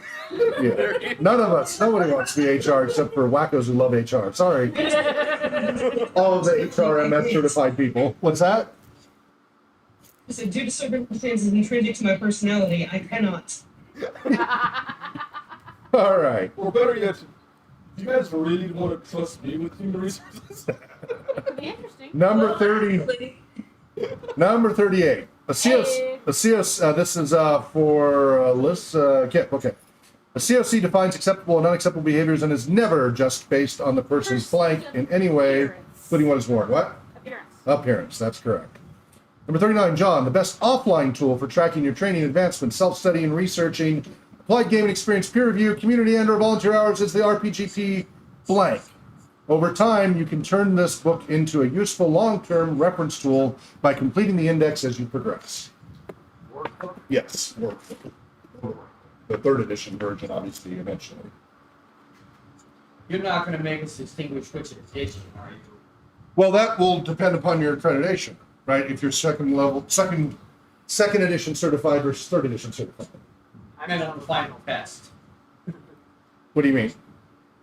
The test isn't going to. No, it's just a workbook. It's just the workbook is the tool to track. And again, I'm working on an app that it'll be able to track all that too. But the workbook is a good, solid, reliable backup. You know, physical. It's not going to crash. It can burn, it can be ruined, but it's not going to digitally crash. I get all kinds of people asking to build apps for us. And they don't get paid for something. Can't imagine. Number 40. Whose turn? Elizabeth? John? Okay. It's Elizabeth. It's Elizabeth. All right. What is the best website URL to look up the RPGP advancement online? Okay, I found rpg.llc/training/rpg-professional. And what's an easy short one to remember? Well, that's what I found when I went on. Yes. What's an easy one to memorize as far as a short URL? We basically only ask you to memorize 2 or 3, and that's it. Right now. rpg.llc/training. Make it simpler. It's RPGP Advancement Online. Okay. Outline, sorry. Where do you look up that graph, that chart that shows your advancement in progress? What website redirects you straight to it, so you don't have to remember the whole URL? I don't know, man. Is this one we've already done today? It is. We've done it several times today. Oh, okay. Take a stab at it. Just take a chance. It won't hurt you. It won't stab back. rpgpros/training. Just rpgpros.com is all you need, because all of it's right there, and you can go to it from there. I'm trying to make it simple by just having a few domains. You don't need to remember all the slashes. The only one you need to know the slash is the COC. The others, I just like, if you just know the domain, I'm trying to make it really easy for you to find it. Now, again, once you have the RPGP app, all these resources will be right there, and you just click it, it'll get it for you. But for now, you just need to know RPG Professionals and RPG Research, rpgresearch.com/COC for the code of conduct, and then classes.rpg.education. I'm trying to keep it as simple as that for all the training stuff. Yes, there are other URLs for other things, but for your training, those 4 hopefully cover the basics. But yeah, the answer is rpgprofessionals.com or RPG Pro. Does that help?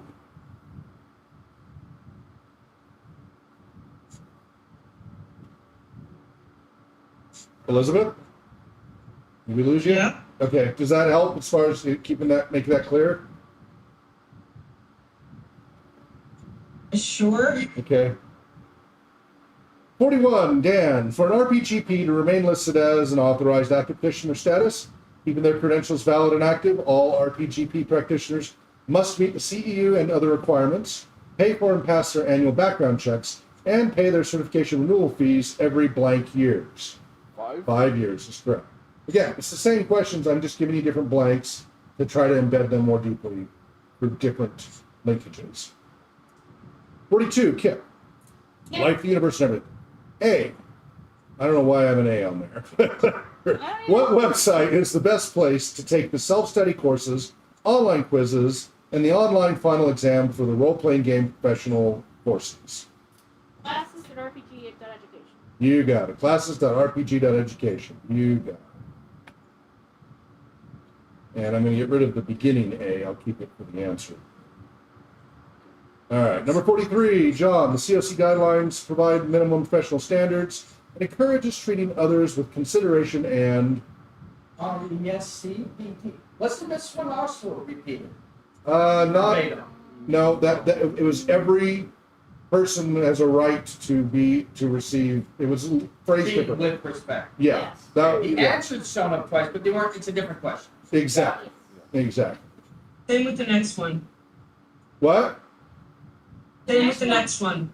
Yeah, I've answered 44 already. All right, that The one's a next one duplicate. is a duplicate. It's Yeah, that is a 33. duplicate. All right, let me. Yep, I will- I'll adapt it. I will replace that with something else. All right, 45. Besides the mobile. Speak. Besides the mobile app stores, What is the best website URL to get access to early testing releases and information about the RPG Professional's mobile and web app and related tools?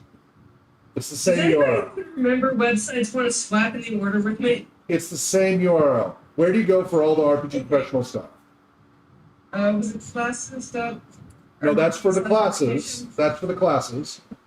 Where do you go for all the Right. RPG Professional stuff? RPGpros.com. .com. That's it. That's all you got to do. Got it. Yeah. There you go. Okay. What? I was saying you Yeah, got it. yeah. That's all you got. So if it's professional, it's rpgpros.com. If it's classroom, it's classes.rpg.education. If it's nonprofit and volunteer and all that, it's RPG Research. Make sense? Yeah. Okay. Yeah. Number 46. Makes Yeah. sense, but the list. What is the URL of the website for the for-profit organization that donates at least 20% of the profits to the non-profit 501c3 RPG Research charitable organization? I feel like I should ask Elizabeth for this one. No. It's a very different URL this time. Yeah. Oh, Okay. RPG professionals. Actually, not for this one. Not for this one. I think it's RPG LLC. I'll give you a hint. You sign into it, you're getting paid. RPGLLC.com. Not LLC.com. Oh. RPG.LLC? Yes, RPG.LLC. Yeah, you sign into it every day when you do that. Yeah, because I have it on a bookmark. Yeah, so RPG.LLC. Yes, Yeah. I typed the website address. The problem is, I need you guys to know these URLs when you're talking to clients and customers. Yeah. If you don't know them off the top of your head, that doesn't look very professional. Yeah. And I know it's little diddly stuff, but it's important for professionalism when trying to talk to people. Advocate. Yes. Can we build in some experience? Because I know this COC because first of all, it's words that it's an acronym that collapses to words that make sense, and also I've been on it. I've been on it multiple times. Actual reasons. Just like really experiential learning. Who wants to dig into this? Yes, this is just the baseline. We are going to be doing things going forward where you're going to have to log into these sites and do things. Okay. I will give you tasks to say, go find this and tell me this. And you'll get to click through and That will figure it help. out. Thank you. Absolutely. This is just the baseline. Great. See what you know. So you know where your weak spots are so that you can focus on them. Get them all. Lists. Exactly. Focus. All right. More websites. Get What is the website URL of the Interactive Experiential Learning Historical Role-Playing Game Museum? I'm gonna fully guess that it's RPGmuseum.org. Correct. You nailed it. Good guess. Hey. I would have cheated and said it on research.com/museum. That would probably get you there as well. I mean, I But I'm trying to make it didn't simple. ask if I did that. You notice there's only a dot and a dot. There's no /. So I tried to make it clear. 48, John. What is the website URL that is the best place to take the RPGP online self-study? Okay, this is a duplicate as well, isn't it? Yarr. Yep, that's Yes, it is. duplicate. Duplicate of 42. Yep. Okay, good. I got plenty of other questions I can replace these with. It's just when I last worked on this stuff. Well, I mean, 50 questions is a good start. Yeah, well, that's what I'm trying to keep it around. We have 50. So, okay, then, yeah, I mean, then I may have just only had one or something. I'm trying to get it around 50, so. All right, so 49, John. What is the full legal name of the for-profit company that freely donates use of their... Okay, but this is a different question than the donation question. It is. Use of their online RPGP learning management system LMS platform to the nonprofit RPG research and their volunteers, John. Their legal business name. RPG Therapeutics LLC. Correct. That is the parent company of the for-profit. Everything is under that primary name. Everything is basically DBA for the for-profit side. EPA is doing business as. Yeah, aliases basically. All right, number 50. Starting around 1826 and continuing through 1845. We were just talking about this today in Tolkien's Society. The sisters Anne and Emily Bronte, the latter author of Wuthering Heights, passed their time on long train rides, playing a game they'd been evolving since their childhood days, playing with toy soldiers in war games to become much more involved characters. Oh man, I gotta work this one over. A little bit. Much more involved, character development and complex interactive stories, including creating a world known as blank blank Confederacy. Last time. They sometimes wrote these character descriptions or lengthy stories into very tiny miniature books to the scale of the toy soldiers. So they actually fit like the toy soldiers' hands and stuff. With little, amazing. They wrote really, really small. That included recountings of coronations and exiles. They included racier materials, battles, and affairs. While not directly linked in their development and evolution, there are some close parallels to this and what would be created in the 1970s to become interactive fiction and even hints of solo adventure books and modules, SABMs. Some consider these similar to blue booking, defined as short gaming sessions that do not involve the entire group, but which instead focus on the actions of one or a few characters, writing out role-playing and conversations between characters rather than acting them out. Now, this is one I'm going to break out into a couple of smaller pieces. Oh, good. But it's new material that I wanted everybody to know. The big picture, I still got to refine it. All the information is there. This is the information you need to know. I know I got to break it up in smaller pieces and make it a little bit. I was very excited when it came across this, so I had to hurry and get it in there to make sure it didn't fall through the cracks. What was the game world called? What's that? What was the game world called? I'm not gonna be able to remember that. Last town. It's like lyrics. Last from time Doom compares. 3. Yeah, Glasstown Confederacy. That's correct. Last town of Confederacy. Glasstown, and they have a whole. They made a whole map of the world and everything. Here, I'll pull it up here so you can all see it. My sister and I used to like write little tiny books for our Barbies. I mean, this is. I mean, they did a whole game world. We made little tiny graphic novels and little tiny Look at that. books. They created a whole game world and everything. How role-playing-esque does that look? Oh yeah. Yeah. That's Fantastic. amazing. Yeah. Down here is Monkey's Island, Sneakers Land, This or no, is, Sneaks Land. Hard to read, but this is public domain, right? yeah, absolutely. I was like, there needs to be a Bronte Sisters role-playing game. Oh yeah. They got all the material ready to go. And people who are fans will just be like, ah! Make it more accessible to another population that didn't otherwise think role-playing gaming was of interest to them. I feel it should be at least a relationship base as opposed to some of the other ones that we've had. Yeah, absolutely. Absolutely. All right. As soon as Kip hires us a writer. 51. Here's the other one that it's not quite polished because it's new, but I want to make sure everybody knew it. Scottish historian, novelist, poet, and playwright Sir Blank Blank, author of Rob Roy, 1817, Ivanhoe, 1819, The Monastery, 1820, The Talisman, 1825, and many other famous books. Okay, again, needs to be reworked a little bit. Liam Nelson. Some consider these works linked to the evolution of modern medieval style fantasy fiction. This author documented in personal writings independently being inspired by chess and historical military conflicts. Over time, he combined poetry and fictional stories, creating battles and adventures, using various physical tokens and rules to resolve conflict akin to combinations of wargaming and some interactive fiction. Some argue these are early examples of some proto-role-playing game elements. Whose turn was It it? is Dan's. Do you know? Dan? Author? I don't know the name. Yep. It's Walter Scott. Sir Walter Scott. Ah, So The again, BBC Ivanhoe is amazing. I just gotta plug that. I think I have that on DVD. So good. Yeah, I liked it. This was another thing when I was rewriting the book last year. I came across these things and I was like, "Oh no, this has to be added to our history."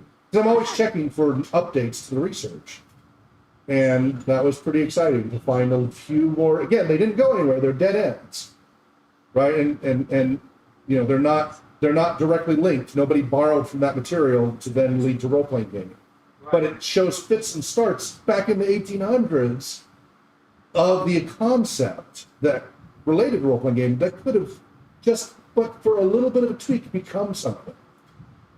I mean, it's very likely that Gary Gygax did not know this information. Now, as far as there's no indicator anybody knew this information back Yeah. then. Nobody did. It wasn't. I mean, this is This, as far as I know, this research information was more newly discovered in more recent years.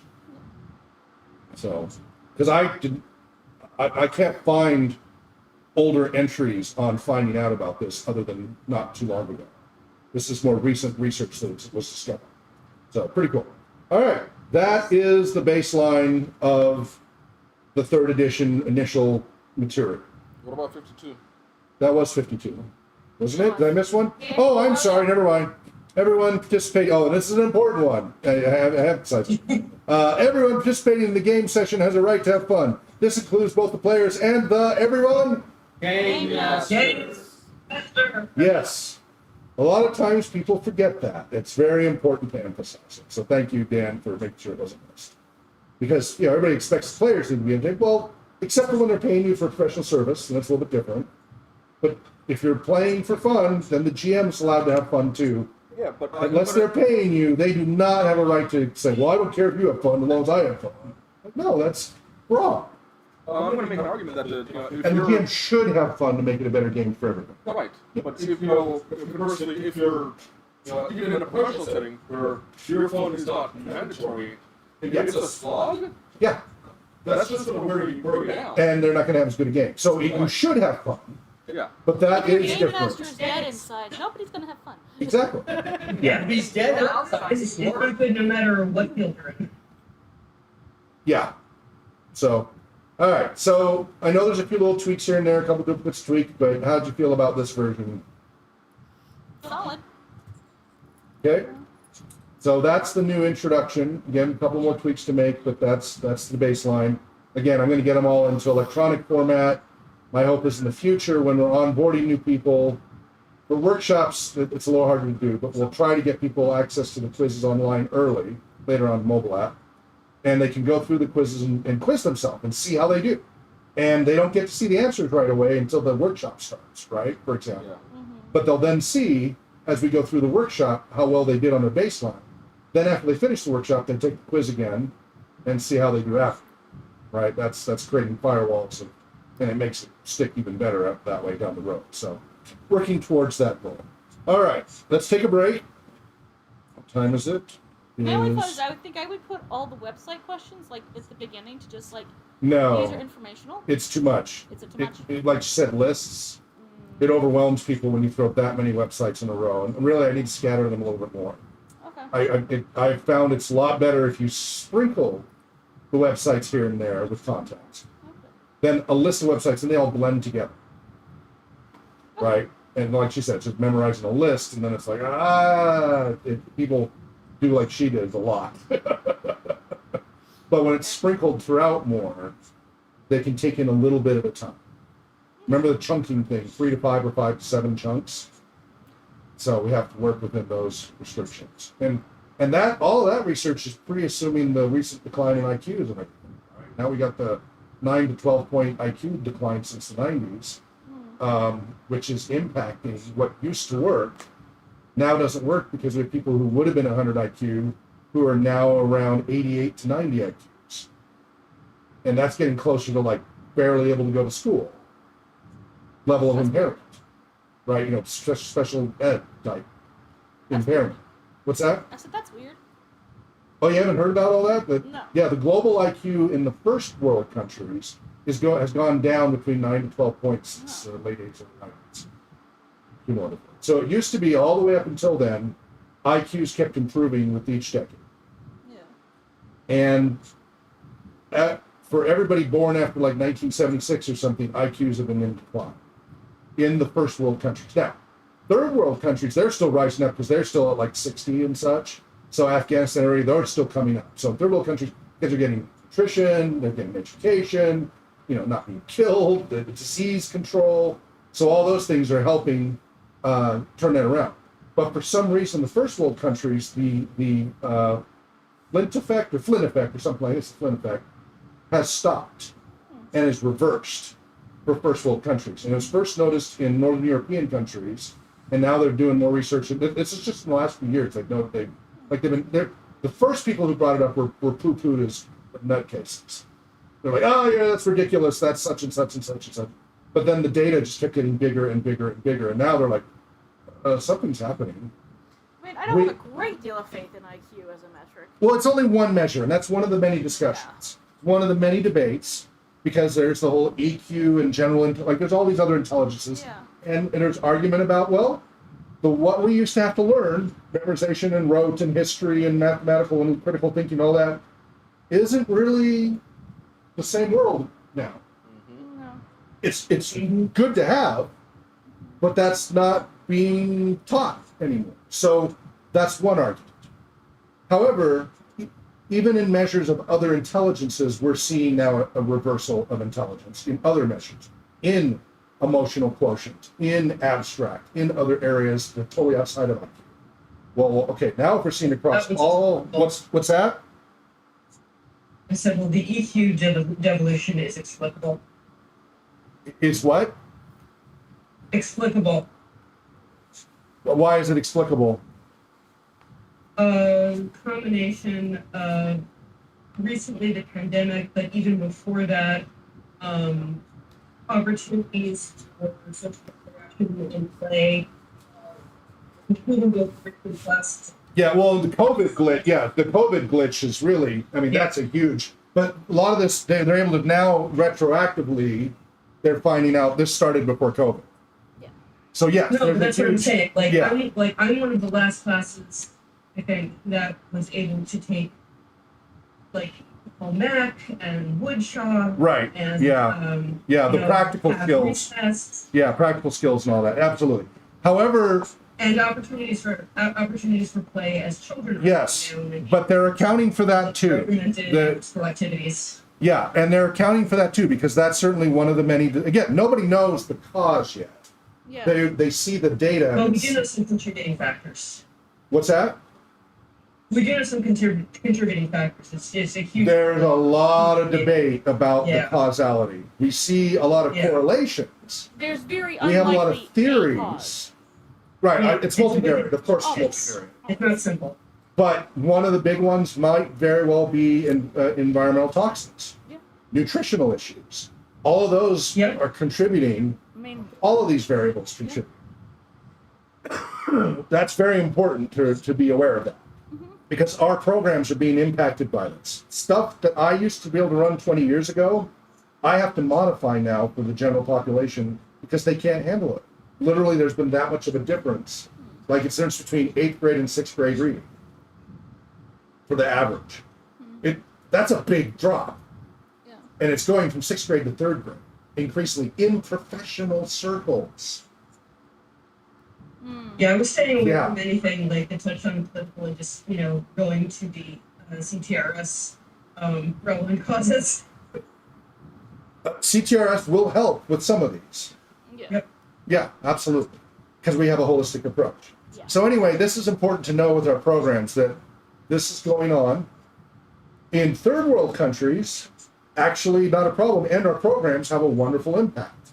In first world countries, our programs do definitely help. We see that. Mm-hmm. However, if it is environmental contamination, they're going to have less efficacy. They may slow down the decline, like we see that with Alzheimer's and such, that our programs can slow down cognitive decline.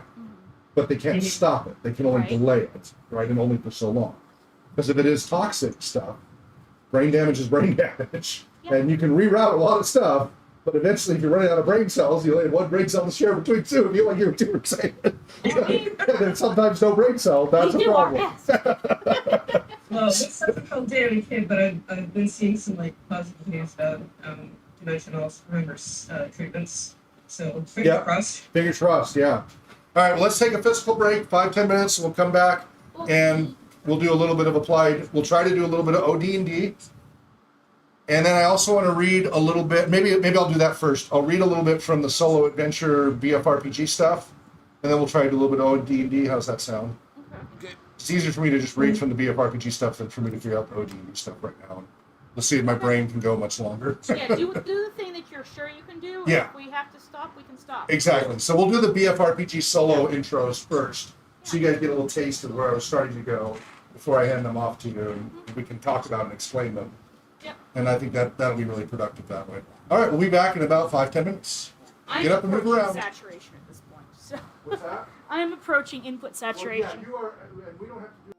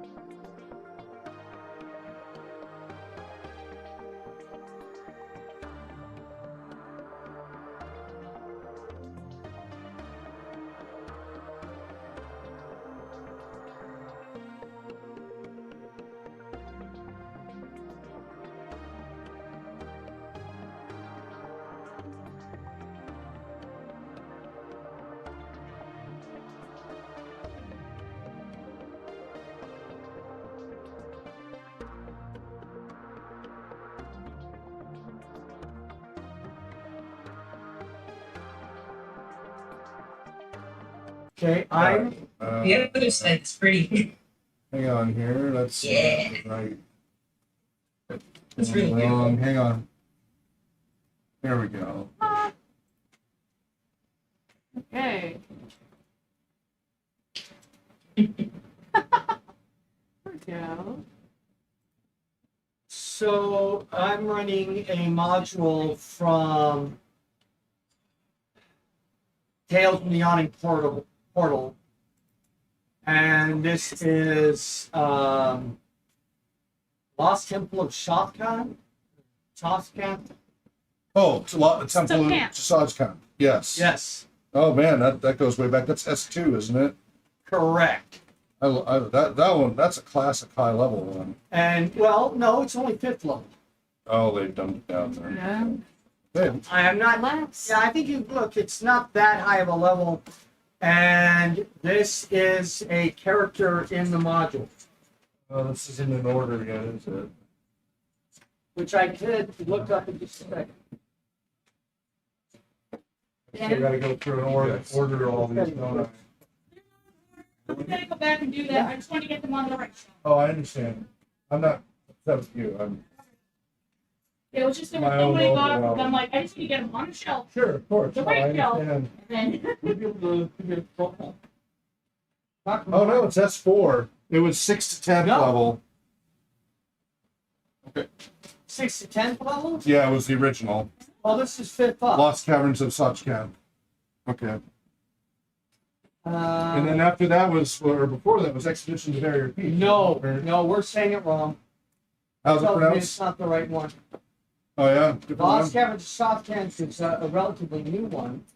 Because that's relatively new, as in released to 50 Okay. edition. Because that's Quest from the Infinite Staircase. Well, Tales from the Yawning Portal is the Hidden Shrine of Tamachan. oh, Tamachon. Okay, that's a different Right. one. Here's S3, Expedition to Barrier Peaks with the veggie pygmies and the laser That's guns. also in the module, the book that just came out. Okay, they I combined will be them. doing. I will bring the book in for Monday for our unboxing. Okay. But it is the latest module coming out. The Tales from the Infinite Stairway are several PED modules.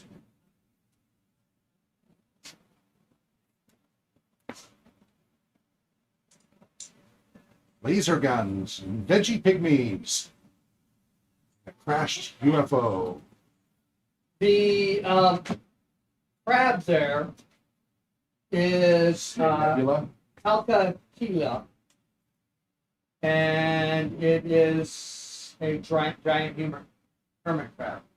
And I took a different mini that It's like something out of Star Wars.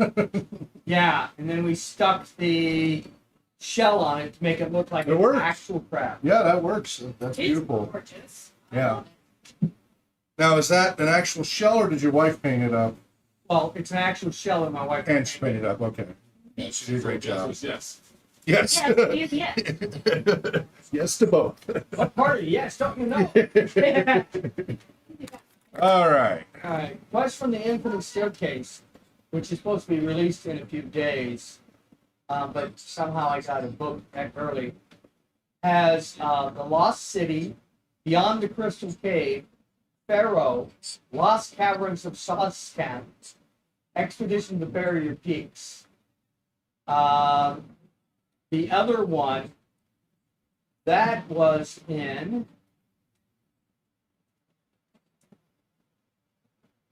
Tales from the Yawning Portal, I think had, White Plume Mountain was in Tales from the Yawning Portal. Also had the Sunless Citadel, Forge of Fury, Dead and Thay, Against the Giants, and the Tome of Hordes. All for the 5th edition rules. Huh.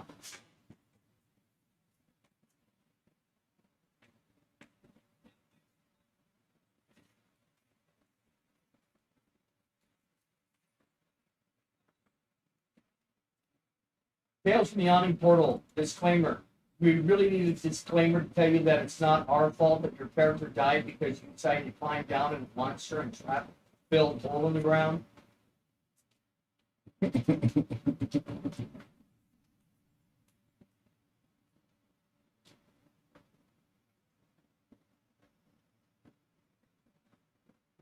Disclaimer, Wish of the Coast is not responsible for dubious interpretation of poorly worded wishes granted by noble genies or other almighty entities.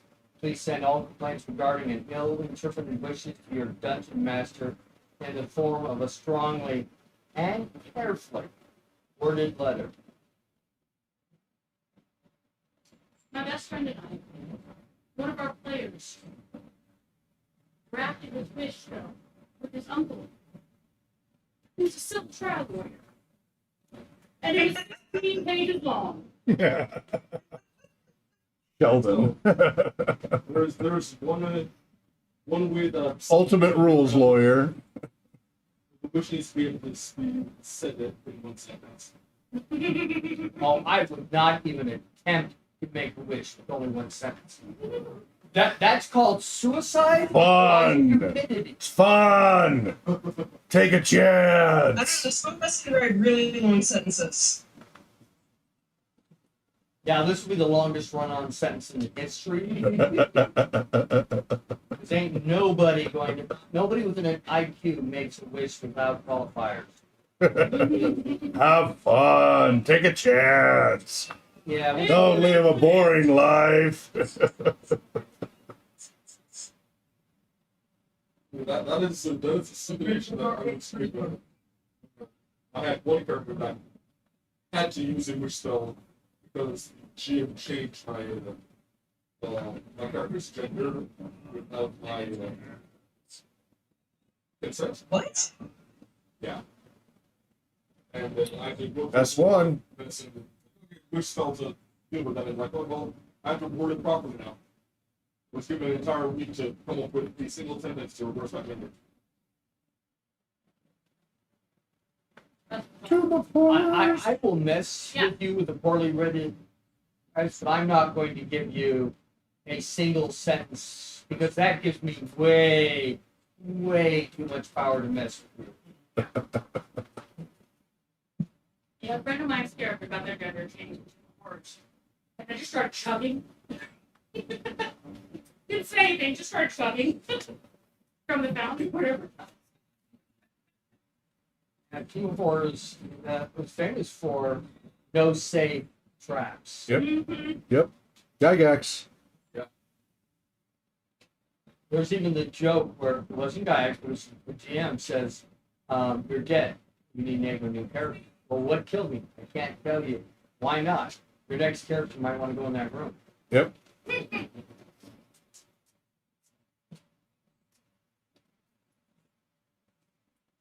All right. I swear I have a newer, more filled out version somewhere, but I'll just go with what I got here currently. So, one of the role-playing games we like to go with is Basic Fantasy Role-Playing. The third edition still used the OGL rules. Then after the kerfuffle last year, or was it the beginning of this year? It was literally January. At the beginning of this year, with Wizards trying to change the OGL, freaked everybody out. And BFRPG went ahead and ripped out all the OGL content in their third edition and released fourth edition. And while they're at it, made some revisions and tweaks, which I don't actually know what all of them are yet. This is a very open source community. The guy's actually in tech as well. He and I are actually not too distant in age and background as far as the tech side.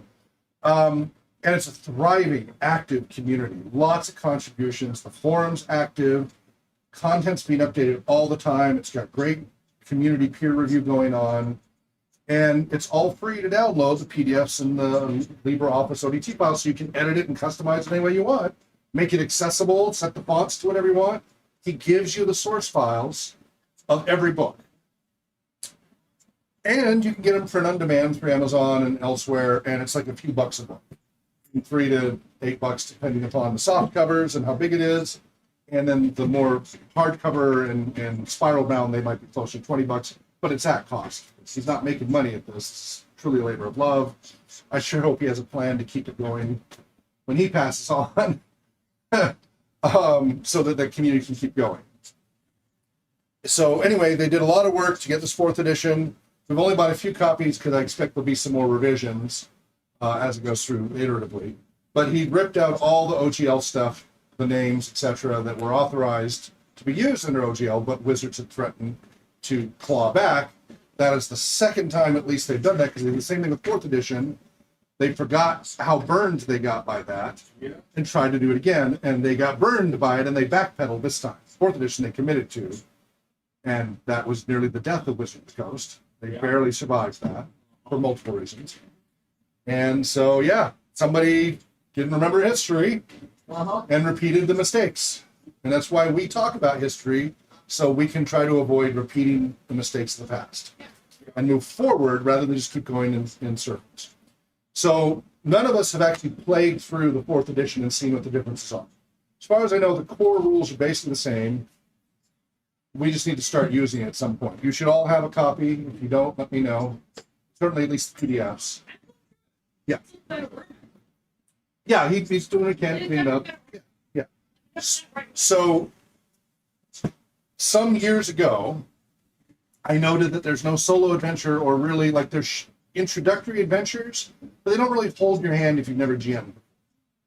They're kind of old school GM, figure it out, you'll get there, but it leaves a lot of ambiguous stuff, like the old days of original D&D. What's that? Yeah. And one of the biggest problems with scaling role-playing game and adoption is that whole mentor, right? What are the two major issues with published role-playing games? Relies on the mentor model and massed learning. They rely on those. What's that? Mass learning, front loading, mentor model. Yeah. Well, the mass learning, aka front loading, is one. Mentor model is the second. That's the two main models they have for propagating role-playing gaming to new players. That doesn't scale. A very limited number of people can handle the mass learning, and you can only have mentor so many people as a GM and create new GMs. So that's why there's such slow growth and adoption. In 1983, the BECME thing, we've talked about it a million times, so we don't need to hammer it. Other people here, you can go look at, we've done entire videos on the whole BECME Basic Expert Companion Masters of Mortals D&D. 1983, Frank Menser. He found the solution intuitively. Neuroscience backs up his approach, which is incremental differential learning with like hand-holding solo adventures and then work your way up. And then teach the GM how to run a group, holding the hand through with railroaded adventures until you get to training wheels and sandbox, and we talk about the RPG ability model and all that. BFRPG doesn't have any of that. That's the one flaw, is it doesn't have any of the BECME stuff. So I had proposed that and got his okay, Chris Garnerman's the owner of it.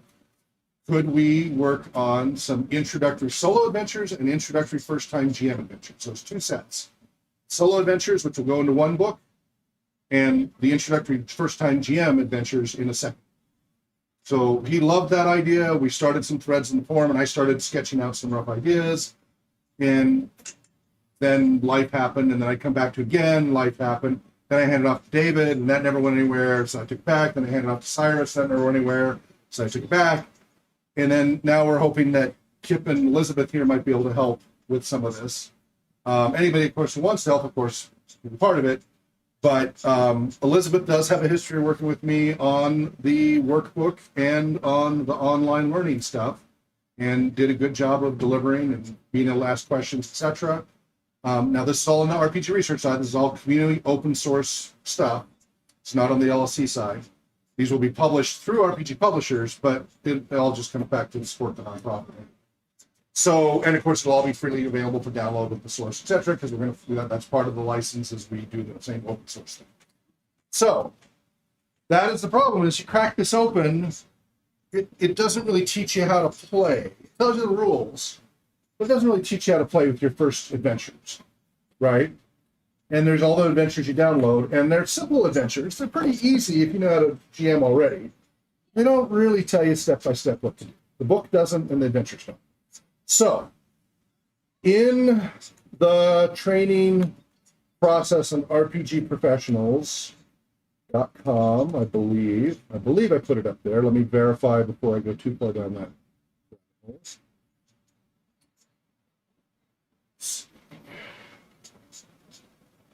There it is. Applied Activities and Gaming Roadmap. So if you go to rpgpros.com, scroll down, you'll see Applied Activities and Gaming Roadmap. You click that. Oh, crud.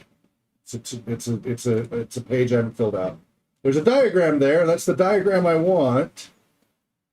Let's see, materials wrote. Oh, darn it. There are pages I haven't filled in yet. I've created these diagrams. You've seen the diagrams downstairs, but I have not uploaded them. I am sorry. I need to get those up there. You see that diagram to the left of Applied Activities and Gaming Roadmap button? Or it might be above if you're on a mobile device. There's like this pathway showing this module, this module, this module. Let me find that and put that in the chat here to share with Elizabeth, and so we're all looking at it. This is your applied gaming checklist, basically. I'm trying to work out the best flow. So go to rpgpros.com, and then you scroll down and you see View Applied Activities Roadmap. To the left of that button, you'll see a little diagram. It doesn't go anywhere, unfortunately. Like it's a Best stub. you can do is open it in a different. Yeah, you can look at the image. I'm trying to find. I actually have these files on my laptop, and I want to put them up in the RPGSN room so you can actually look at them. I just got to find them. Let's see, training routes diagram. Is this it? No, that's the old one. Yeah, that's all the previous second edition. Let's try.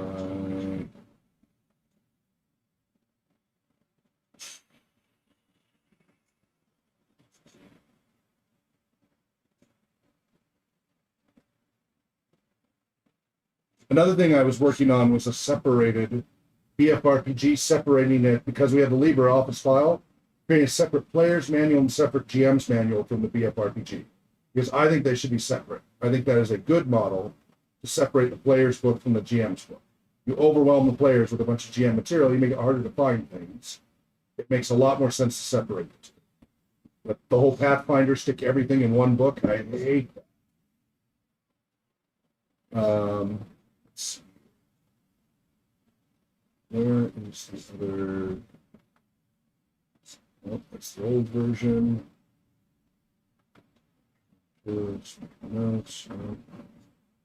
Oh, goodness gracious me, oh my.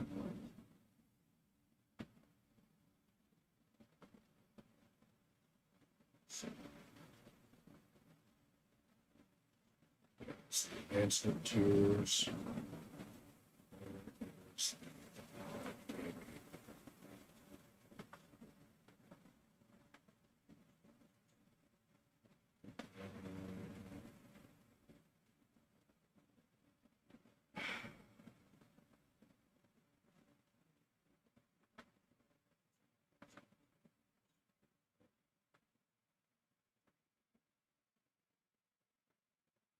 Well, I'll be glad when I get this all back reloaded into my brain. It's been since January that I last worked on all this, so getting it all back into my head.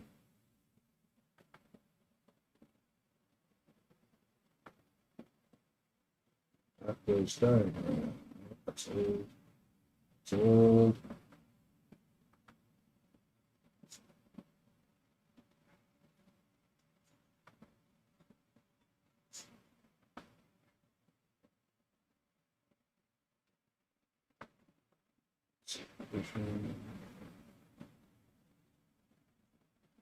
So many iterations.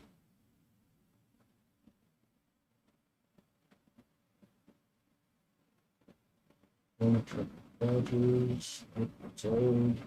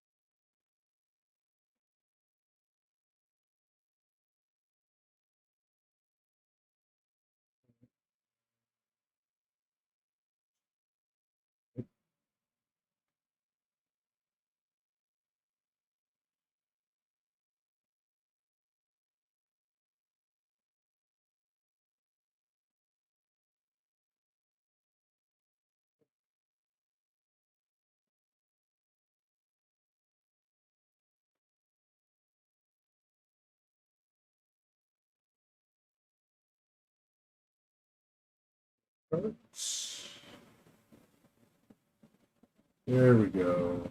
This is the right version now. It's 2023. And newer, October 2023.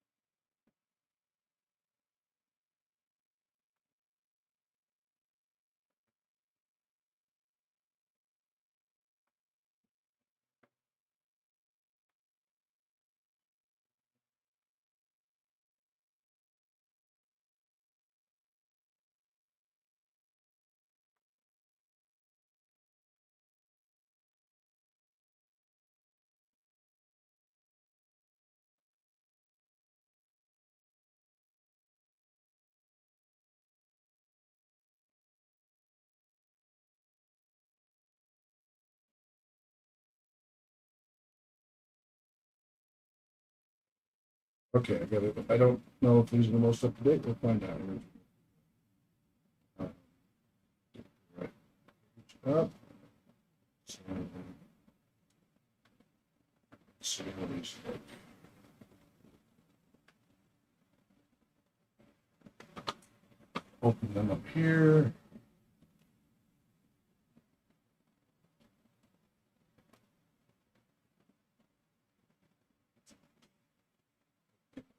Let's see. Which one? It's not like the coach that I was looking at. Different one? It's like not filled in all the way. This one's not filled in all the way? The one at the top? The top of the 5 I just uploaded. It just started with session 65, June. Okay, you need to go to the top. I uploaded 5 of them. You need to go to the first one of the 5 I uploaded. That's way later. Those are not filled out yet. It's the top, it's the first one in that bundle I just uploaded. Yeah, I got the first one, the one that you published. Okay, so Starts with IF session 1, IFCYOA. I've got one. yeah. Okay. So yeah, and you're going to want to zoom in on it because there's a lot. But this shows the flow of applied gaming advancement. These are all the things, as you go through training, you're going to get this training. It doesn't have to be rigidly in this order, but this is the recommended order, right? It has a logical progression if you go in this order. So we got interactive fiction, choose your adventure, Bomble Snowman. Session 2, choosable path to be or not to be, and then choosable path, Romeo and or Juliet. Session 3, we have the SABM, SAB, for example, Fable, and then Fighting Fantasy Warlock on Firetop Mountain. Then session 4, we've got the SAMs for BECME, SAM 1 and SAM 2, and optional SAM 3, the B solo module. Session 5, we have the Code of Conduct, and we have SAM 1, the 2017 version Flames. That's the Flames Against the Dark, Call of Cthulhu. Well, against Flames. Yeah, Cthulhu against Flames, yeah. Loading against Flames, yeah. And then we have the other ones for the 1985 Alone Against the Dark versus the 2017 version, and comparing and contrasting those. And then optional Alone Against the Frost 2020 version. For the BFRPG level 0 through 1 stuff, we have the BFRPG Solo Adventure Module Basics program, which is what we got to finish creating here, starting as solo adventure modules. And the concept is the module will teach you how to make your character. You will not need to pre-roll anything. You will break open the book, and as you go, when you are asked to figure something out, you will write that down when you roll it for your character. And you will incrementally grow your character. And by the choices you make, you will create your character based on your choices. You go back and play the game again with different choices, you will build a different character potentially between a combination of choices and dice rolling. each time you can come out with a different character generator. Does that make sense? So that's the model we want to do because it teaches you incrementally, and you can experiment and play around. Like, well, if I choose this, what do I get here?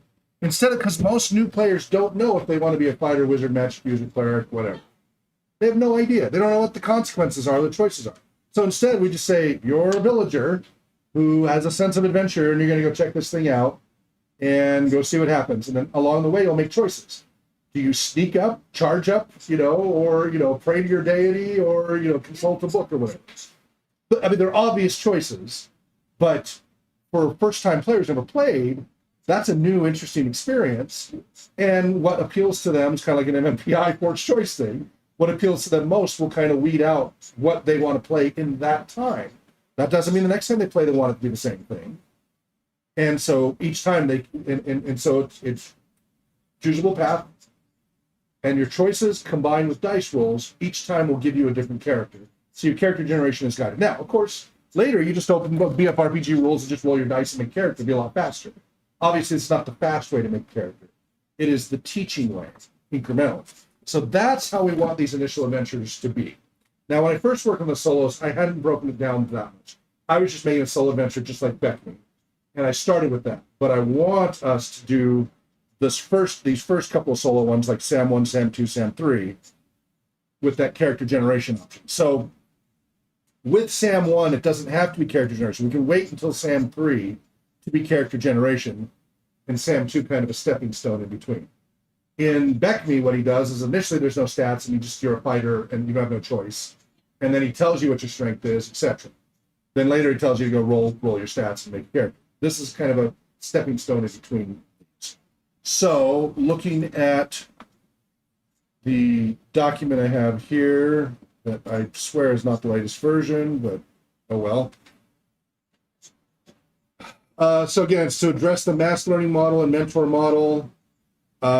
These books are meant to use the RPG ability model, aligned with the therapeutic recreation ability model, neuroscience concepts, and the cognitive neuropsychology principles of learning. So book 1 will be a accumulation of solo adventure modules that can be played alone, and book 2 is step-by-step adventures for first-time game masters. Part 1 of the solo adventure modules book is for absolute beginners that have never played any tabletop role-playing game before, or do not know the BFRPG system or similar D20 clones. Part 2 of the solo adventure modules book is for people that either have prior experience with TRPGs in general, or have already gone through the SABs in Part 1. Book 2 is for first-time group game masters, including running adventures with just one GM and one player, each of whom have only played the solo adventure modules, and neither has any prior experience with playing TRPGs. Part 2 of that book assumes you already know generally how to play TRPGs, and you may already also know one or more D20 clones. These solo adventures are geared toward just having fun playing the BFRPG core rules, or potentially learning some of the more advanced or optional rules as you go along. These can be especially helpful for aspiring game masters evaluating whether to add these additional rules to it. So there's more advanced rules you can pick from. We start with the basic rules, and then it says optional rule, and you are given a choice to add that or not add it as you go. So about your first adventure. The first adventure teaches you the very rudimentary basics of playing a tabletop role-playing game by starting out as a simple interactive fiction story that incrementally becomes a solo adventure book using the BFRPG system. The first solo adventure only teaches a few of the very rudimentary mechanics with a human fighter, so just like the Beckme model, and can be completed in about 15 to 30 minutes.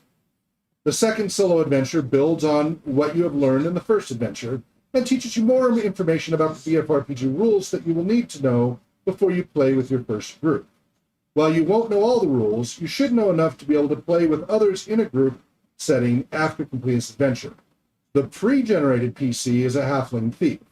This adventure may take between 1 to 2 hours to complete, depending upon your reading speed. You can, of course, break this up over multiple reading sessions. Additional adventures may be available in future releases to build on the first two. About your second adventure, 0.2. The second solo adventure builds on the previous rudimentary game system concepts, fleshes out the rules more fully so that the player should be reasonably knowledgeable of the basic rules sufficiently to play in a group in the future using a human fighter character. So they went from a halfling thief to a human fighter. We could flip that around, right? Because we're going fighter, then halfling thief, back to a fighter type, but more advanced. Third adventure, creating your player. So if they would like to learn how to create a character of their own beyond just the fighter class, then they should try playing through your third adventure, creating your own player character, to create the character of choice. They can play through this adventure each time they want to try to make a new combination of character, race, and class by making different decisions in the story that helps them create their PC and various dice roll implications. All right. So that's that high-level explanation. Let's see. Bunch of placeholder pages. Okay, start reading here. If you're an experienced tabletop role-playing gamer and already know the basic fantasy role-playing, you may want to skip straight to part 2. If you've never played or you're new to BFRPG, then continue reading. This book teaches you how to play a fun game of the imagination that also just happens to help improve many of your real-life functional abilities while you play. With the first solo adventure, in just a few minutes of reading, you will begin playing this game almost immediately by yourself. Now, the earlier preamble, that's probably not going to be in the front of the book. That's telling us as designers what we need to be doing. We'll probably move that to like an addendum in the back or something in the plan. Right now, this is for us to be guided on designing it. I want us to jump in with the rule of jump in and play right away. But the order of it is not nailed down yet. I'm just trying to capture the info. So 1.1, preparing for your first solo adventure. All you need for this solo adventure module, a pencil, preferably with an eraser, 1 or more pieces of paper for taking notes about your adventure, treasure, etc., 1 6-sided die, 1 20-sided die. If you don't have one, you can roll a d6 4 times or use 4d6 instead, just to kind of get by. This should take 15 to 30 minutes to play this first adventure. For the first adventure, you will not need a complete set of dice, just a 20-sided die, a pencil, and a sheet of paper. In later adventures and to play with other groups, you'll need a full set of dice, and that lists the different polyhedrals of the picture. Your first player character. In future adventures, you will be able to choose other types of characters and even create your own. For this first adventure, we're going to keep it straightforward with a human fighter as your player character. For this adventure, we'll call your PC Finlay. Loyal warrior in battle is what it translates as. But feel free to name your characters whatever you wish. Generally, when playing with others, we like to clearly separate you, the player. Now, again, I want to turn all this into narrative, not expository. I'm just laying out the notes here.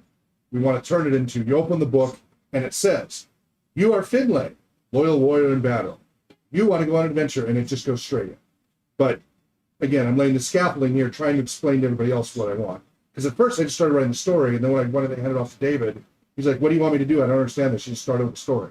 So like, I verbally explained it, like, well, I need you to scaffold it. Like, all right, so all this explanatory stuff we don't want in the finished version for the public, but we need it as far as the guidelines of what I'm trying to go for. Does that make sense? You have this part that you're saying aloud. I'm reading all of this from the document I will be sharing with you. Okay. I'm not certain this is the most recent version, but I'll give you what I have. If I find a newer version, I'll let you know. So, exactly. Generally, when playing with others, we like to clearly separate you, the player, from your player character and not use second-person pronouns like you and your. However, for the solo adventure, to make it a more personal connection for fun and easier to write without knowing what gender you chose for your character, we'll alternate between addressing your player character as Finlay, player character, PC, hero, you, your, etc. All right. Your first adventure! Exclamation mark. Described in this branching narrative adventure story, the you referenced in this pretend player character, it is the pretend player character PC that you are playing in the role of an inspired adventure. Just want to be really, really, really clear. It's not you, the person. For historical reasons, that's important. Prelude. A week ago, you left your hometown, a sleepy, small farming village. You traveled the countryside looking for opportunities to shine as an adventurer, seeking to truly test your mettle, making a name for yourself as a hero, maybe acquire some treasure along the way. Traveling on foot across countless dirt roads, forest trails, and even sometimes bushwhacking or trudging across hot, trackless, sandy expanses. You'd become weary of sleeping under the stars on the ground, aching for a real bed, a roof over your head, and a hot meal instead of roots, grubs, bugs, nuts, and berries. As evening approached, you saw the warm, welcoming lights of a small crossroads town known as Dustvale. Spending the last of your coins at the bustling, dusty inn on hot food and refreshing drinks on your parched throat. You rested your weary body in the inn's tavern near the crackling fireplace, sipping your drink, reveling in simple pleasures and people watching. During the evening, you heard the people in the tavern discussing that in the hills, nearby to the east, there were caves filled with treasure, guarded by dangerous traps and monsters. Recently, these creatures had begun to wander out at night and were starting to plague the village and farmers in the surrounding country. Now, we're not going for originality here. We are going for scaffolding and trading. So it's okay if everything is a trope. The same old, same old. As long as we make it as fun as we can. What's that? Yes. The villagers would be so grateful for anyone brave enough to go up there and clean out that troublesome location. You also heard rumors of one or more bandits in the region, causing terror throughout the area, robbing and sometimes killing the innocents unable to defend themselves. If anyone could catch the culprit or culprits and bring them alive to the town as a prisoner to face justice, everyone in the region would see you as the hero you hope to become. And important emphasis on using the word hero. That's not very popular in recent years. Very much we want to emphasize heroic play, even though there is backlash against that in the last 10 years. There's a lot of backlash. Yeah, well, there's become a movement against heroic anything. And our research is quite clear that heroic play is highly beneficial. And this other stuff is highly detrimental. So, anyway, we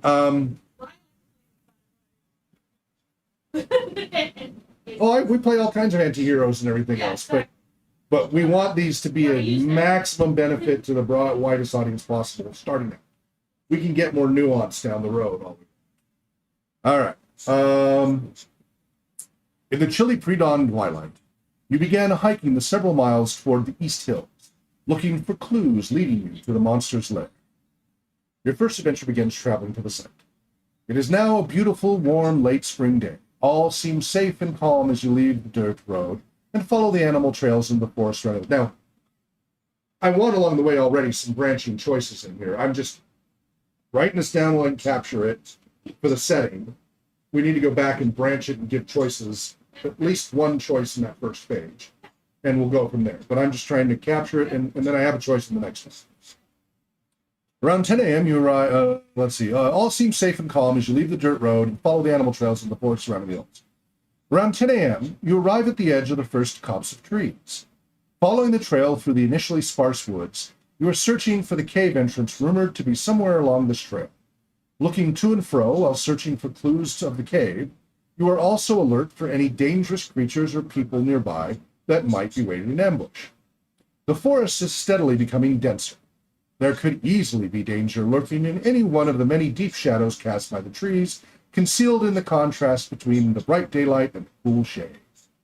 Peering around, at the moment all seems safe and quiet, and that's redundant, but anyway, though you know that appearances can be deceiving. Gritting your teeth following the trail, you step across the threshold of a much denser part of the woodlands. After a few minutes, you come across a small stream intersecting the path. You're wearing your armor and carrying all your gear, adding to the increasing heat of the day. Choice number 1. Again, we could have ones earlier. You have a choice now. What do you want your player character to do? Do you, 1, stoop down to the cool water and you soak your head briefly to cool yourself? Go to result number 1 on page 1. 2, take a deep drink from the cool, refreshing spring water and refill your nearly empty water skin. Go to result number 2 on page blank. 3, ignore your thirst, the heat, and the temptation of the spring. Stepping over it and continuing on your way, go to result number 3 on page. Each of these has a consequence. And that's why I think, I believe I have a more complete version because I thought I wrote out these results and consequences. Right now they're blanks, so I'm worried I have this says 2023 Yeah, May 2023, and I swear I have a newer version than this. So I will keep looking. But it'll just be added to this. It's going to be the same thing. Yeah, and maybe not. Maybe it's entirely possible since May, my life has been chaos. It's possible that's where I stopped. All of this was in my head, and I didn't get it written down. I'm sorry if I didn't. The point with result 1 and 2 and 3 is encounter number 1. Just as you finish, you hear a twig snap in the cluster of trees about 100 feet behind you. Choose what your character is. That's like going for the drink or something. A, keeping your back turned to the noise, trying to calmly act as though you didn't hear anything. Stop at your water skin and slowly get up, casually looking around. Number 2. Result number 2. B, drop the water skin. Stand up suddenly, whirling around to look at the sound while grabbing your speak and hold it out threateningly. What? Grabbing your sword, I would assume, and holding it out threateningly. Squeak, I don't know. C, cautiously stand, looking over shoulder and turning slowly and ask, who's there? Go to 4. Number 2, as you casually look around, you briefly catch a furtive movement in the shadows of the trees 50 feet to the south, then nothing. Number 3, as you roll around, dropping the water skin on the stream bank, you see someone dressed in green and brown clothing darting between the trees 50 feet to the south. They run behind a large tree, disappearing from view. Number 4, as you cautiously stand, looking back over your shoulder, you see nothing untoward. All right, so now jumping to the page again. I don't have it all here. This is just captured. Taking a swig from your water skin that you filled from a stream half a mile back, you unpack your lantern, fill it with oil. Oh, this is wow. That was for going into the cavern. Why is that out of order? The whole cavern description's gone. I have 2 questions. Yeah. Faded. Fading? Okay. We ever get later, but Well, then it's combat rules, how to fight. Anyway, another question. yeah. Tracking these kind of stories, website tool or online thing. Mine probably right. There is a tool for making. Oh, you're talking about Twinery. Yes. Yes, Twinery is the tool to use for this, correct. That is correct. I knew there was one. Yes, Twinery is exactly what you will do. You'll take these things and put them into there. Yeah. I'm just brain dumping, but it needs to branch out because this won't scale if you don't. I have done those with the Yes. images on a single page Yeah. document, and it's It multiplies. It is. That's why Twinery. Now, we have done this already with BCI RPG. okay. We did an entire module based on Shakespeare's The Tempest from beginning to end and made it all in Neverwinter Nights with the Aurora toolset. And it's a working server and everything, and we've made all the characters and NPCs from Shakespeare's The Tempest. You know, it's the island in the Bahamas or wherever it was. It's a real island. It's actually referenced. You can find the map actually overlays the real world. In the 1600s, there was a shipwrecked captain, and Shakespeare based it on that. So we used all the information, and we put together all of that years ago using Twinery to figure out all the branching before we ever got into writing the adventure in the video game. So Twinery works beautifully for that. Absolutely. I've done like 1 to 2 session Yeah. stories. Yeah. In a Google Doc. Yep. But it got complicated. So something got deleted by accident here because there's a whole going into a cavern or not thing, and there's just a big blank space now. So, and then I say taking a swig, you then get your lantern out and go in, and like, what happened to the whole? There was a whole section here. So again, I got to find the right file to send you all. But I wanted to give you a heads up. It's scaffolding. Exactly, that's what I was hoping for. Elizabeth, does this sound like you want to collaborate on this still? What? Oh, we lost her. Yeah, almost. So just checking, does this still sound like something you want to collaborate on? Okay. I just didn't hear the question. Okay, sorry. So anyway, I'll try to find a more recent version that isn't missing as much. It's barely there. And remember, the key thing we have to do is we have to introduce the rules step by step. So this is a concept that needs to be fleshed out majorly. But we need to start moving forward. And it'll go quickly once we get going. If we get together once a week, check in on this, just like I do with the video game group. We just get together for 2 hours, and most of the time we just check in for 15 minutes, and everybody goes and writes code, and then we just hang out in case we have a question. And then throughout the week we work on it when we can. But at least every weekend we've moved it 2 hours forward, 2 hours forward. And even if it's just an hour we set aside, I don't think we need 2 hours for this. For programming, we need a little more time because of bugs and stuff. But if we just pick one day of the week that we keep with at least the three of us, others are welcome, get together and just keep trying to chisel away at this, we'll fly through it before we know it. And I really, I have made this core to our training. We cannot proceed in our training now without this being in place. Lots of writings. Yeah, the three of us together I think can crank out a lot. I can help with guiding you. You guys can take care of the nitty gritty details for me, please. And I think between the three of us, and we all put our names on it, and I think, and we have a whole community that will help us debug it and test it. And I've made it a requirement for our training to do this. So the pressure is on so we can move forward. But I think it'll be hugely beneficial not only to us, to everybody. Dan, do you have thoughts? All right, I think we're going to wrap it up since everybody's fading here, and I'm good on that. I wanted to do some OD&D, but what? I was faded when I got here. What's that? Are we scheduled to stop at 7? Yes. 7:30. We Oh, start yes. because when we have Tolkien Society, which is on the second Saturday, it's got to be a half hour later, and we might as well just keep it that way anyway, if that's okay. So 3:30, 7:30, and we can stop sooner as we need to. It's just us. We make it as long as short as we want, as long as we're every other week moving forward, and then the off weeks we're at Spark, so we're moving forward. We're getting momentum again. That's what we lost, and we need to get it back. And so good. Elizabeth, anything you want to add before we wrap up? Are we meeting next week or the week after? Week after. So Spark Central is first and third Saturdays, and no additional training. You and I can meet on Sundays weekly. And if you want, we could double up if you're available.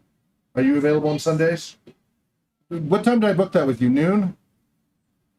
Elizabeth? 1. 1. Okay. Does that work? Does that work for you? Did she one time, Elizabeth? I need Yeah. some, well, I don't mind if you're there, but I need tomorrow to talk to Huck about how me working like as an arm of professionals Yeah. with local organizations will work. Yeah. Okay, All right. Yeah. So I can do one, but if you want one time, I can show up. you could show up like 1:30 or something Okay. like that. So yeah, so Elizabeth, you and I will have our regular 1:00 meetings every Sunday. That works for you. But training will only be on the second and fourth Saturdays. If we have a fifth Saturday, it's a day off in the month. Is that clear? In terms of working on module stuff with for me it will have to be either like after our Sunday meetings. Yes. Well, basically, she'll or show. Saturdays. Right. What we're saying is, you and I meet Sunday at 1. She then joins us around 1:30 or so. Okay, so you're talking about that regular Weekly on That Sundays. works. Yeah. As far as you and I, 1:00 every Sunday, and then the BFRPGs SABMs, we start those at 1:30. Kip joins us, and we shift gears as we're ready to, and we do that for an hour or so each Sunday. And if you need more time when we're checking on Sunday, that's okay. We'll adjust. Then, as far as Saturday training, we're only going to do Saturday training on the second and fourth Saturdays, from 3:30 to 7:30 Pacific time. And if we need to do shorter, we'll do shorter. You know, from time, because we're on a less rigid schedule now for now. So we'll be flexible about that, but we'll make it 3:30s on the second and fourth Saturdays. Kip, I'm getting an energy boost from you because I'm gonna be blitzed. Ballroom boots. Are you? By which I mean exhausted. I'm GMing. Oh, okay. I had a friend who was, her CB handle was blitzed because she partied so hard. So In the 80s, blitz means, wasted on drugs and I don't- alcohol. Well, the thing is, I don't like do any of the things that get people wasted, except I get wasted when I get tired. Yeah, So, yeah, So it's are you running exhausting. games on Sunday? I'm either running or playing games on Sunday. Tomorrow I am running, and I will be very tired. I will be. So yeah. So I'm absolutely up for meeting, but I might be in a state. Okay. Yeah, we'll try to keep it like 2 hours. Yeah, we're trying not to burn people out. I think we're trying to move forward. Like, that's about the most I'm gonna be able to do. Yeah. And not be like, I Yeah. need a day off. We're only talking about an hour. Yeah. It's an hour and a half. So we just get some forward momentum. Handle both ends, we have the extra ends, so we burn Yeah, them. yeah, yeah, it's a privilege, yeah. Yes, Dan. Yes, The LLC, yes. I mentioned that the annual impacts I mentioned. Oh, really? Oh, that's right, you did mention that. Yeah. Oh, go to, go to, on the left-hand side, it says notifications, time sheets.